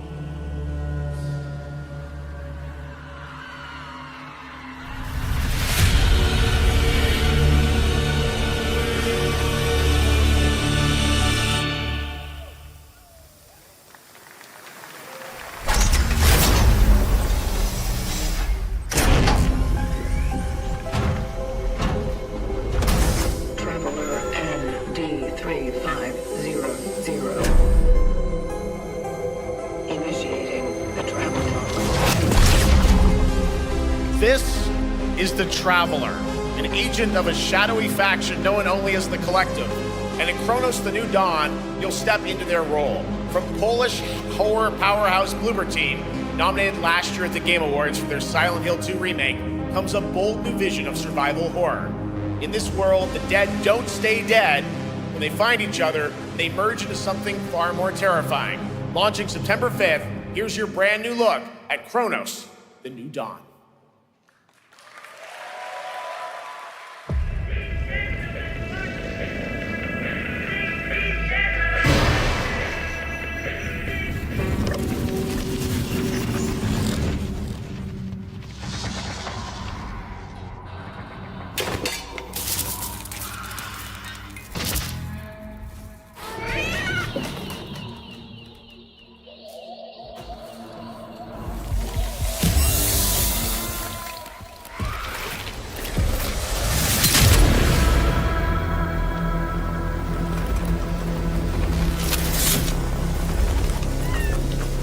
Are you glad to see me, friend?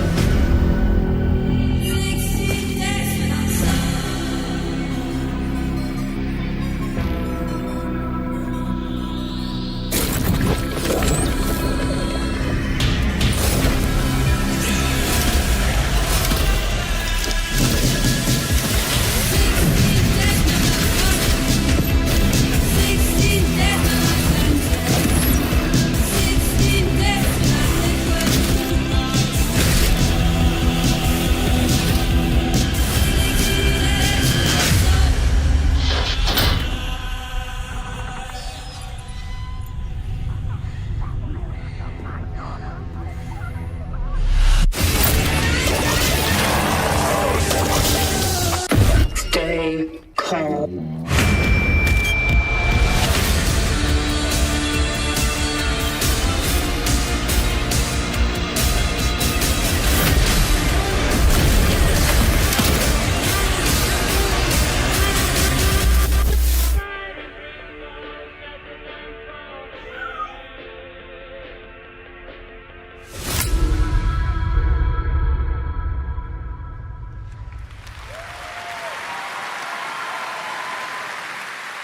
All right, for our next trailer, let's turn it over to the head of sequels at Obsidian Entertainment.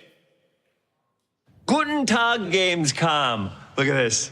Tens of thousands of Europeans packed into one building in the dead of summer with absolutely no air conditioning. This is the type of dystopia we here at Obsidian Entertainment absolutely respect. What is this? Am I experiencing Schadenfreude right now? I may have messed up the pronunciation, but you knew the idea. How are you? My name is Mark. I am the head of sequels here at Obsidian Entertainment, and I've got big news. I am going to drop a brand new trailer for The Outer Worlds 2. What are you gonna get? More planets, more chaos, and an actual release date now that GTA 6 got pushed to the spring. So, strap on in. Stock up on some gummy bears, stock up on your favorite pretzels. Get ready, here comes The Outer Worlds 2 trailer. Roll it, Jeff. It's gotta be Jeff that's rolling it, right? And now, a trailer for the part of the game you'll remember more than the ending. The Companions. Let's skip the diplomacy. Chemically enhancing your statistically unsafe lifestyle. This might sting. A lot. Ooh, an enemy. Son of a spread.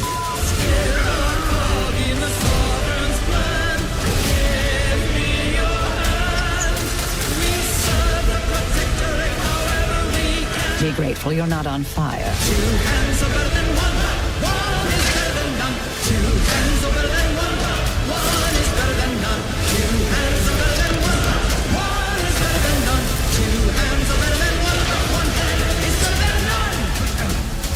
And no, you can't sleep with them.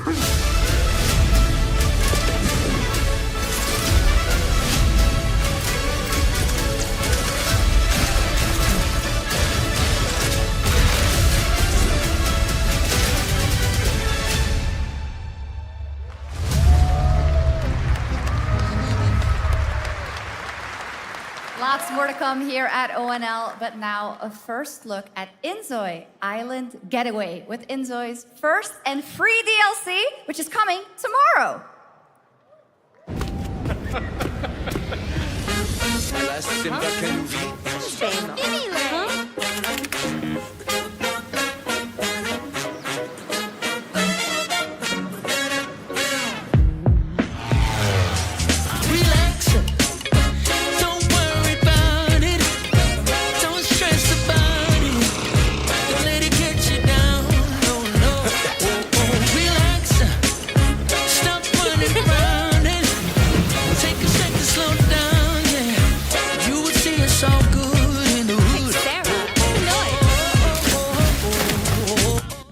Yeah, I was gonna say too, guys, definitely subscribe if you guys want to see me play all these games. So I added a bunch to my wish list, you know, Gears of War E-Day, Dark Deception Chapter 5, the new Resident Evil as for next year, Sun Mobile 2 next year. I put Borderlands 4, that comes out next month. The new SpongeBob game, this comes out in November. It says coming soon, but it's November because I saw the trailer already for it. Then we got, I put Long Gone, the games they just showed. Valor, Mortis, Routine, Ninja Gaiden 4, Indiana Jones got a new DLC coming out. I never played this. It came out 2024, but yeah, I'm gonna be playing all these games in my wish list, and then we're gonna be playing, because I already pre-ordered it, Dying Light the Beast. I already got Silent Hill F. I get to play 2 days early, full access, the early access. Then we got Little Nightmares 3, I already pre-ordered that. October. You know, we got a lot of cool games coming out. Definitely subscribe if you guys want to see me play all these games, but either way, I'm going to be playing all of them anyways. So, it's going to be lit. "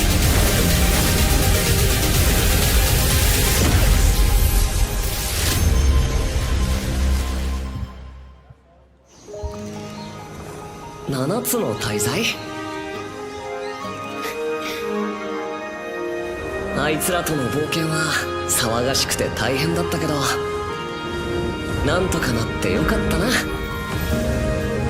けどな、俺たちにまた一つ面白い運命が待ち受けてる気がするんだ。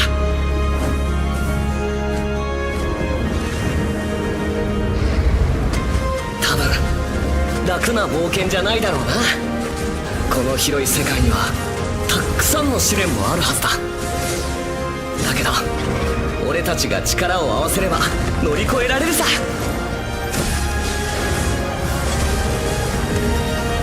何ぼーっとしてんだよ。やることが山ほどあるんだ。早く出発するぞ。さてさてさて CBT 募集が始まるってよ。絶対参加してくれよな。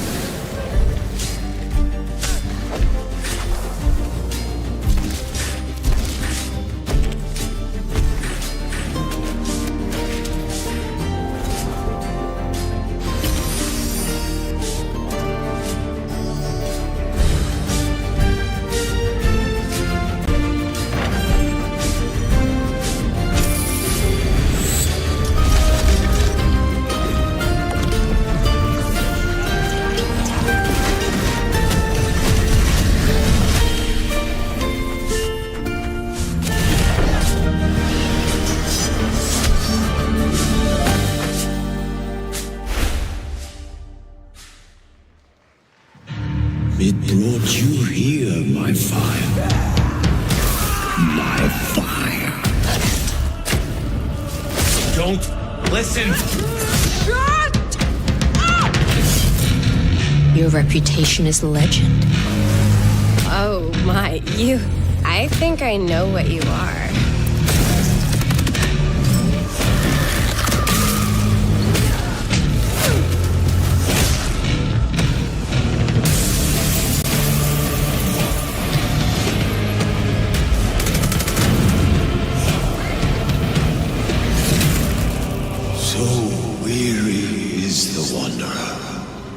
that treads on the fertile soil.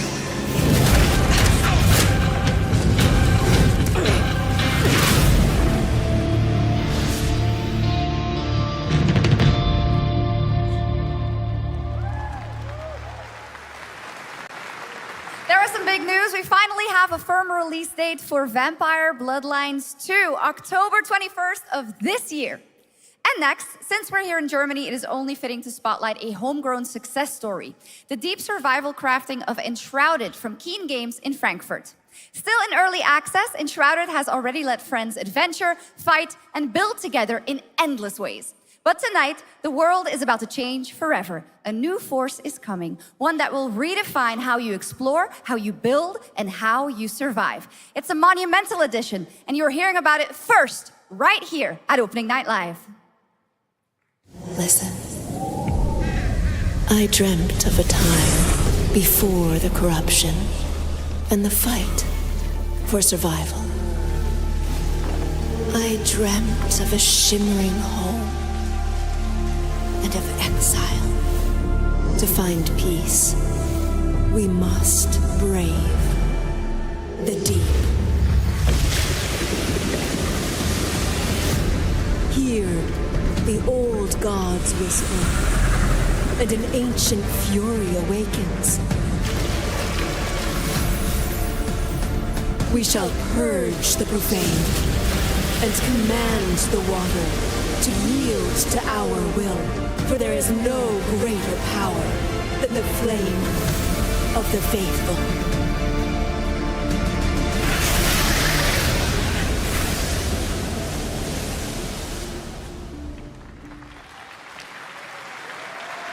Awesome. And tonight at ONL, we have news of the latest Xbox franchise that is coming to PlayStation for the first time, and the reveal of brand new expansion as well.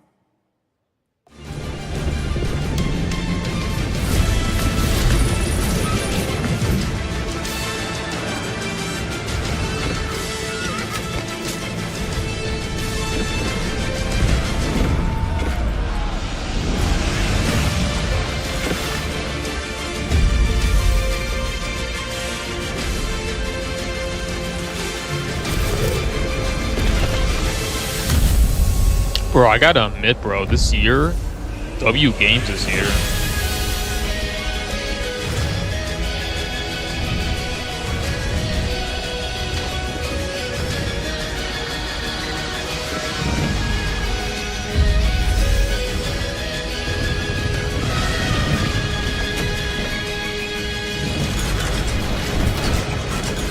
Massive W for the game this year. And next year as well, you know, beginning of next year. I'm surprised Dying Like the Beast isn't on this.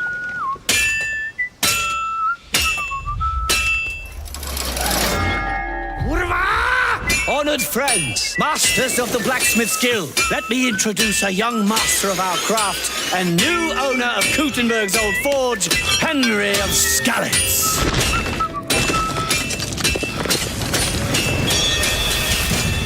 Ready? We can begin. Oh, Kingdom Come Deliverance too? Wow. Okay, nice. First look at Legacy of the Forge, the second story expansion for Kingdom Come Deliverance 2. You'll put your blacksmithing skills to the test to acquire and repair a legendary burnt-down forge with brand new design features. All right. Do we have any Cult of the Lamb fans in here? All right, it's time for some big news for the darkly comedic action adventure management hybrid game. Here's the announcement of a major expansion to the game coming soon.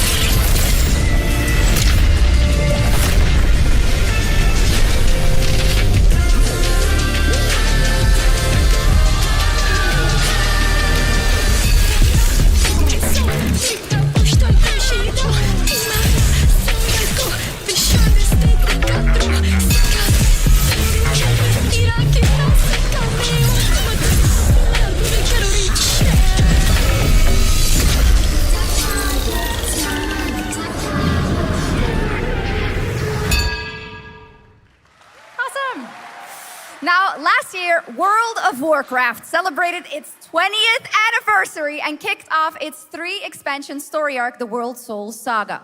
Here to tell us more about what's to come is executive producer Holly Longdale.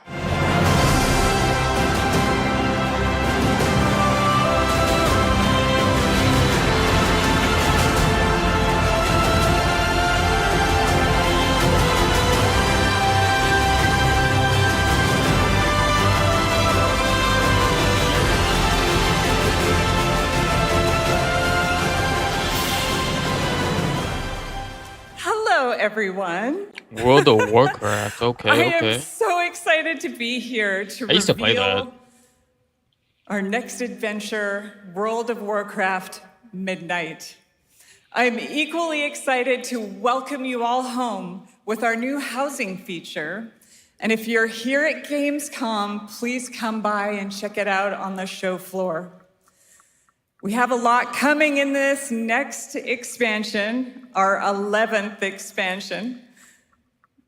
To start with, on the horizon, there's a looming darkness, and it's threatening the ancestral home of our blood elves. But Midnight is also about light, and about hope, and about heroes who rise when the world needs them most. And it's about the bonds that tie us together. And it all starts at the Sunwell. And if any of you have ever played WoW, do you remember the Sunwell?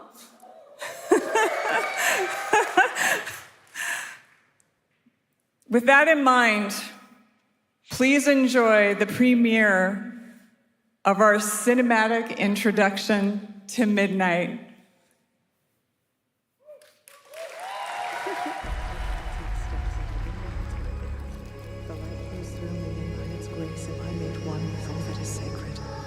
The light guides my steps and illuminates my path.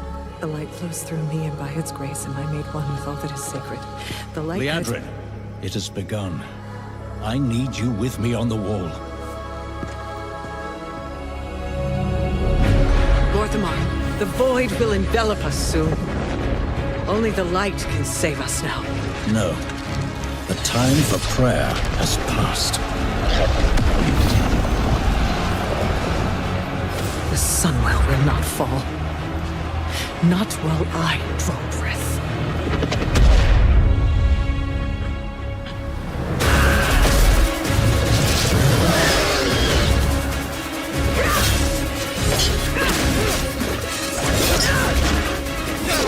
Little elves.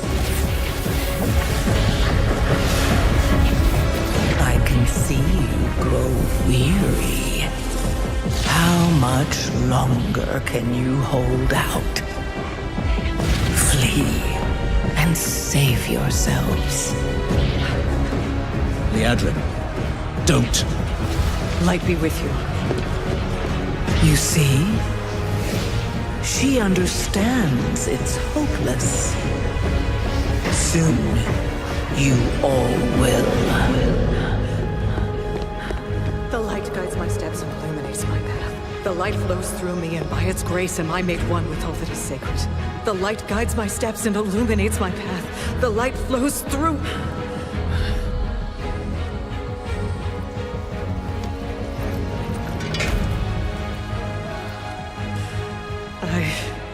I know that I am unworthy.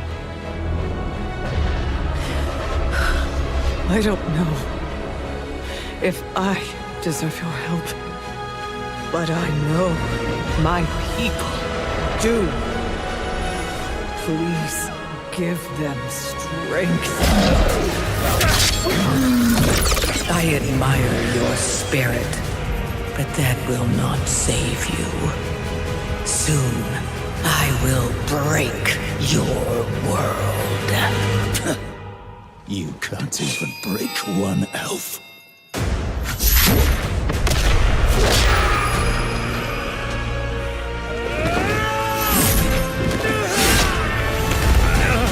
This darkness comes to devour everything. And when it is finished, there will be no more light. Without your aid, we will perish. I beg you, help us.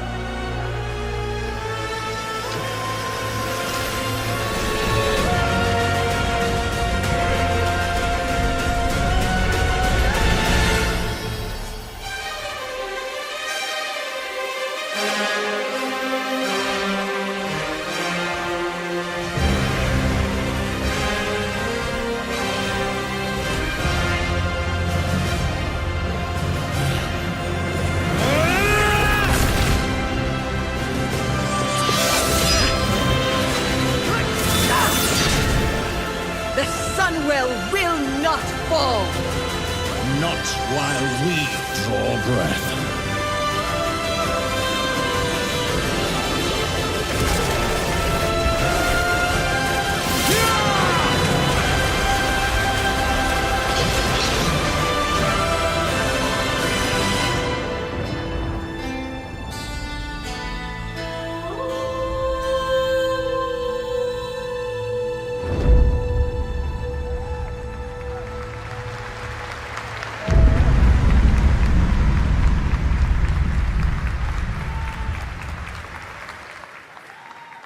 What a great cinematic. Nobody does those better than Blizzard, and hope you guys enjoyed that. All right, next is the global announcement of a new project from Team J, the dev team behind Delta Force. Project Spectrum is a tactical shooter for the fearless. It is a physiological horror PvEVP game.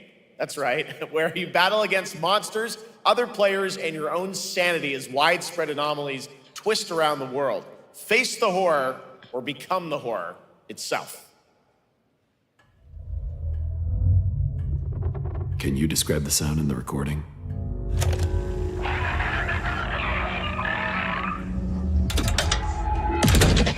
Sorry.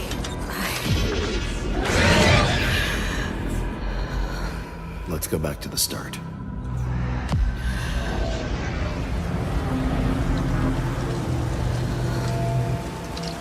I remember the wind, strong wind. What the hell happened here? We got company!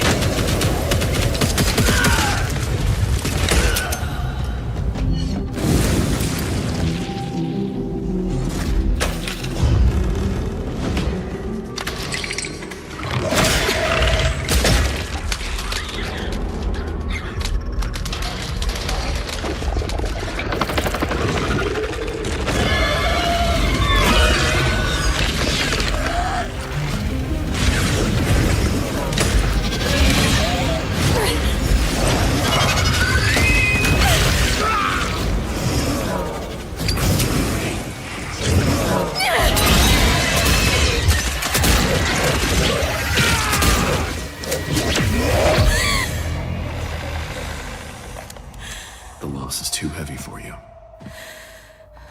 But sometimes, loss can birth beasts and bury truths. What do you think?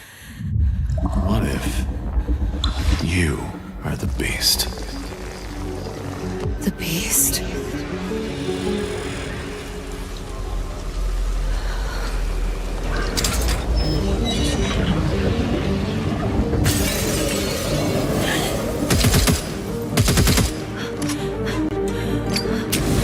Watch out!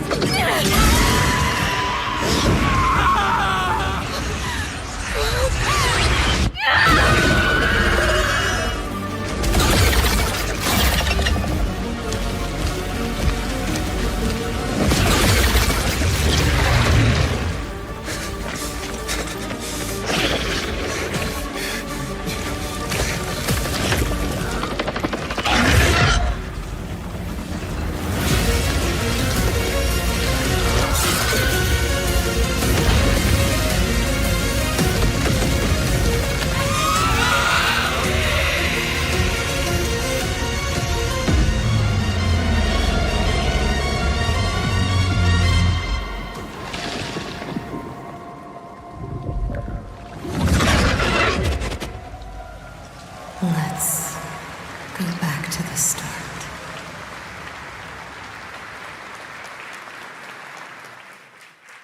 All right, this next world premiere feels familiar, yet it is something brand new from Wargaming. And trust me, you've seen them with tanks, but you haven't seen them do anything like this before. And it's coming to PC, consoles, and Steam Deck.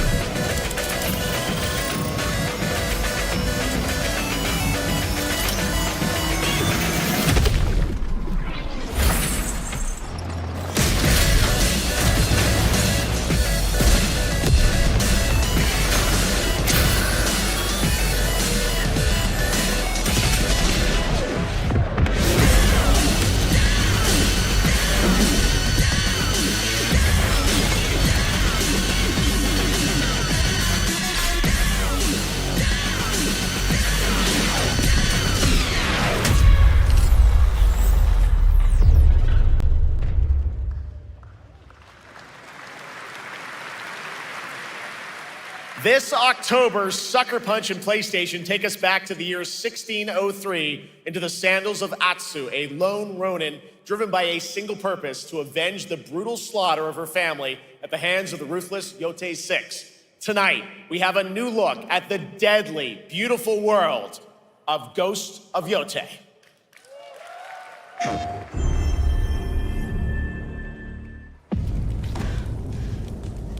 The end of the world is this, only in our minds.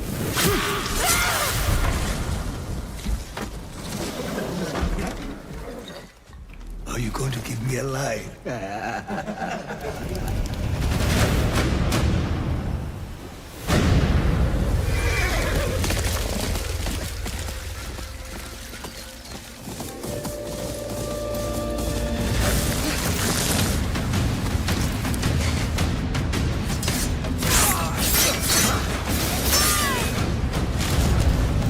Swordsmith's daughter.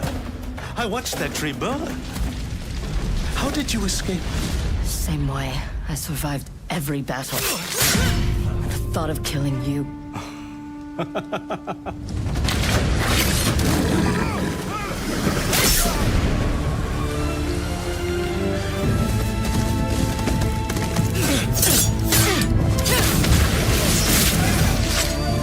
Ruthless spirits, wandering the land, driven by vengeance.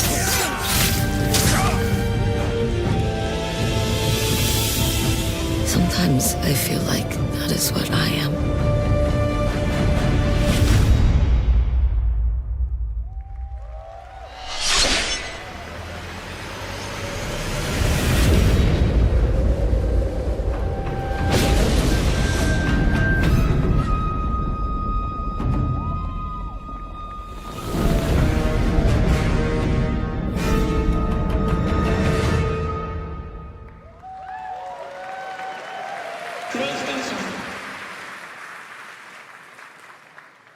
There you have it, an amazing new look at Ghost of Yotei, out October 2nd for PS5, and confirmed today on ONL, it's also getting a Legends co-op multiplayer DLC in 2026 with fantastical supernatural story and survival missions, all free if you own the base game. For nearly 3 decades, Resident Evil has terrified, thrilled, and defined the survival horror genre. Now, a new chapter rises from the shadows. Back in June at Summer Game Fest, we gave you the first glimpse at Resident Evil Requiem, and tonight, we are diving deeper with a brand new look that explores the haunting backstory of the game's protagonist, Grace Ashcroft, and why she may be the key to surviving what's coming.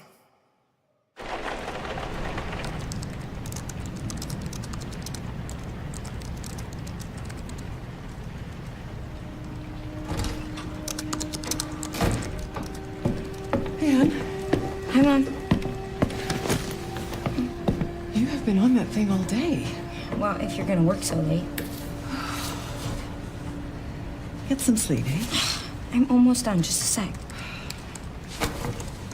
It's really coming down hard. Mom, phone.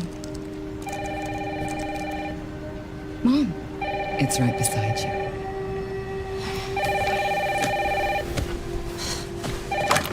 Hello? Miss Ashcroft? Yes.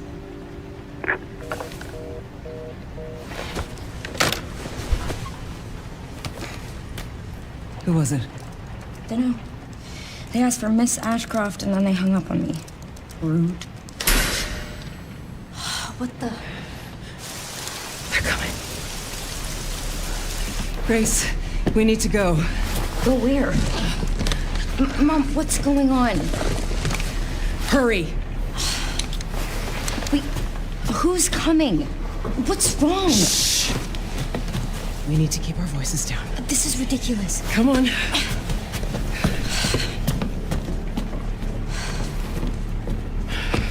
Tell me what's going on. Now is not the time.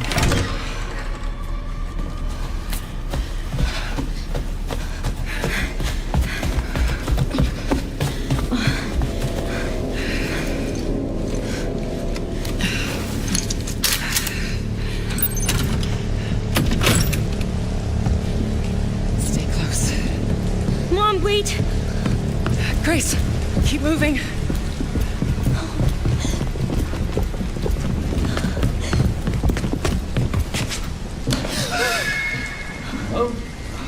Who's that? Oh, I'm so sorry about the power outage. What happened? It's really no excuse, and I apologize for the inconvenience. Oh, no, it's fine. Don't worry. I should have it fixed soon. I just need to find my...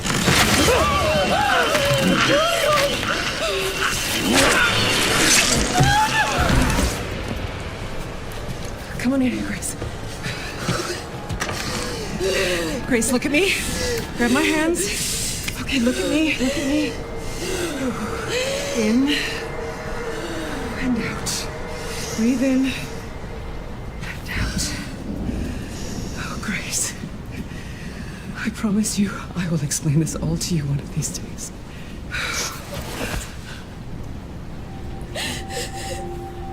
Grace. Please know that you are my hope. Never forget that. What are you talking about? Just... I love you. I love you too. Okay. Mom, I'm scared. No. We need to find a way out of here now. But we don't have any of our stuff. We can come back for it later, Grace.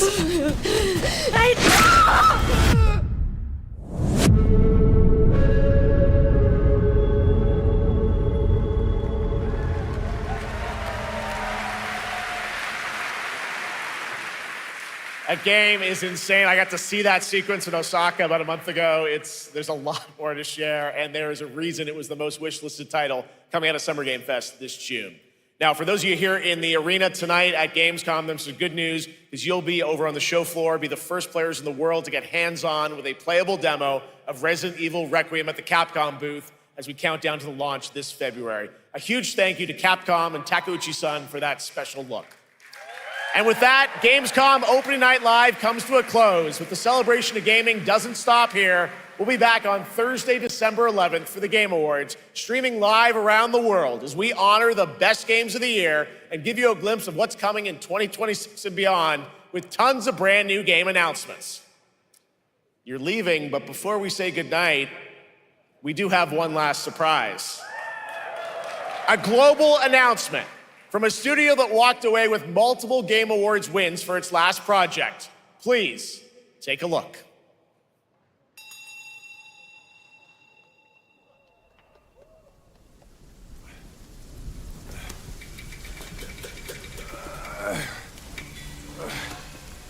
Brother, help me. You ain't even trying. It's all me.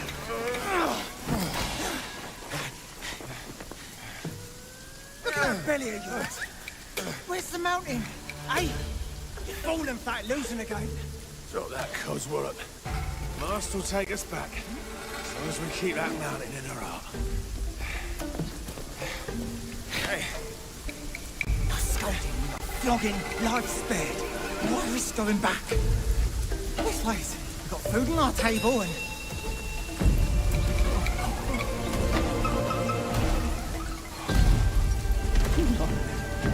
They're coming for us.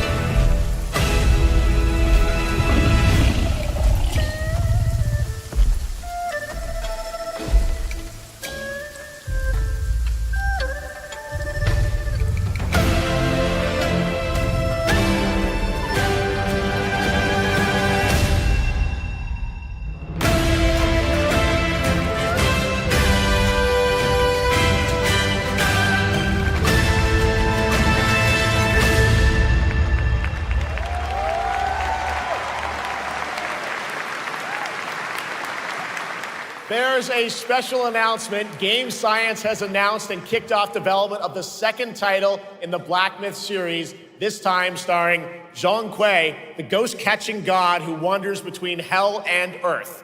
This will once again be a single-player ARPG rooted in ancient Chinese myth and folklore. And don't worry, to those who love the Black Myth series, the westward journey won't end here either. It's been amazing opening night live tonight. Thank you so much to Shocks for joining me. Thank you so much, Jeff. I had so much fun. Also, a huge announcement at the end of that to close out Opening Night Live this year and kick off Gamescom 2025. It's been so much fun to host this thing again with you, Jeff. What an amazing show. Oh, it was such an amazing show. Great job to you. Thanks for coming back again, Shocks. And thank you to everyone for watching online and here, the audience in Cologne. What a great night. Have a great Gamescom 2025. And we'll see you on December 11th for the Game Awards in LA. Good night, everybody.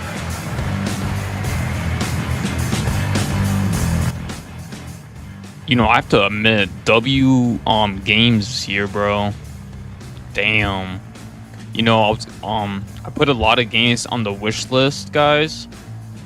You know, like I just said. So Resident Evil, all these games you guys see on my wish list, I'm gonna get these when they come out. So like for the new games, I put Long Gone, Valor, Mortis, Routine, and then I put Ninja Gaiden 4, Indiana Jones, because Indiana Jones got a new DLC coming out. But all these games you guys see in my wishlist, I'm going to be getting and playing and streaming.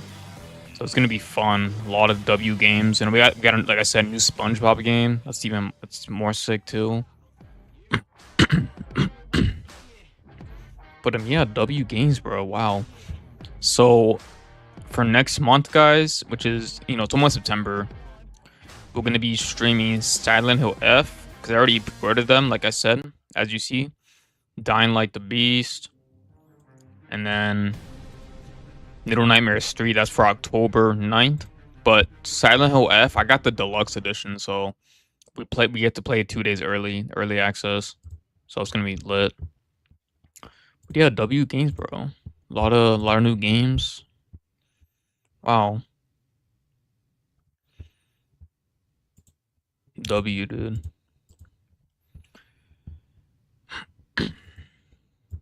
Anyways, yeah, I think I'm gonna call it there, guys. W stream. Yeah, a lot of massive cool games coming out. Like Valor Mortis. You know, I put this on my wish list. This game looks pretty sick. It's like it's like you're a soldier. It's like soldiers, as you see. And then like they're like monsters or something. It's pretty cool. But yeah, we'll see. I'm not sure what I'm gonna stream next stream, guys. But we do have to finish what is it? Dead Space remake, and we need to finish Dying Light 2. Those are like the only two games we have to finish right now. Dying Light 2 and Dead Space remake. So I might do Dead Space remake next stream, probably tomorrow, Thursday.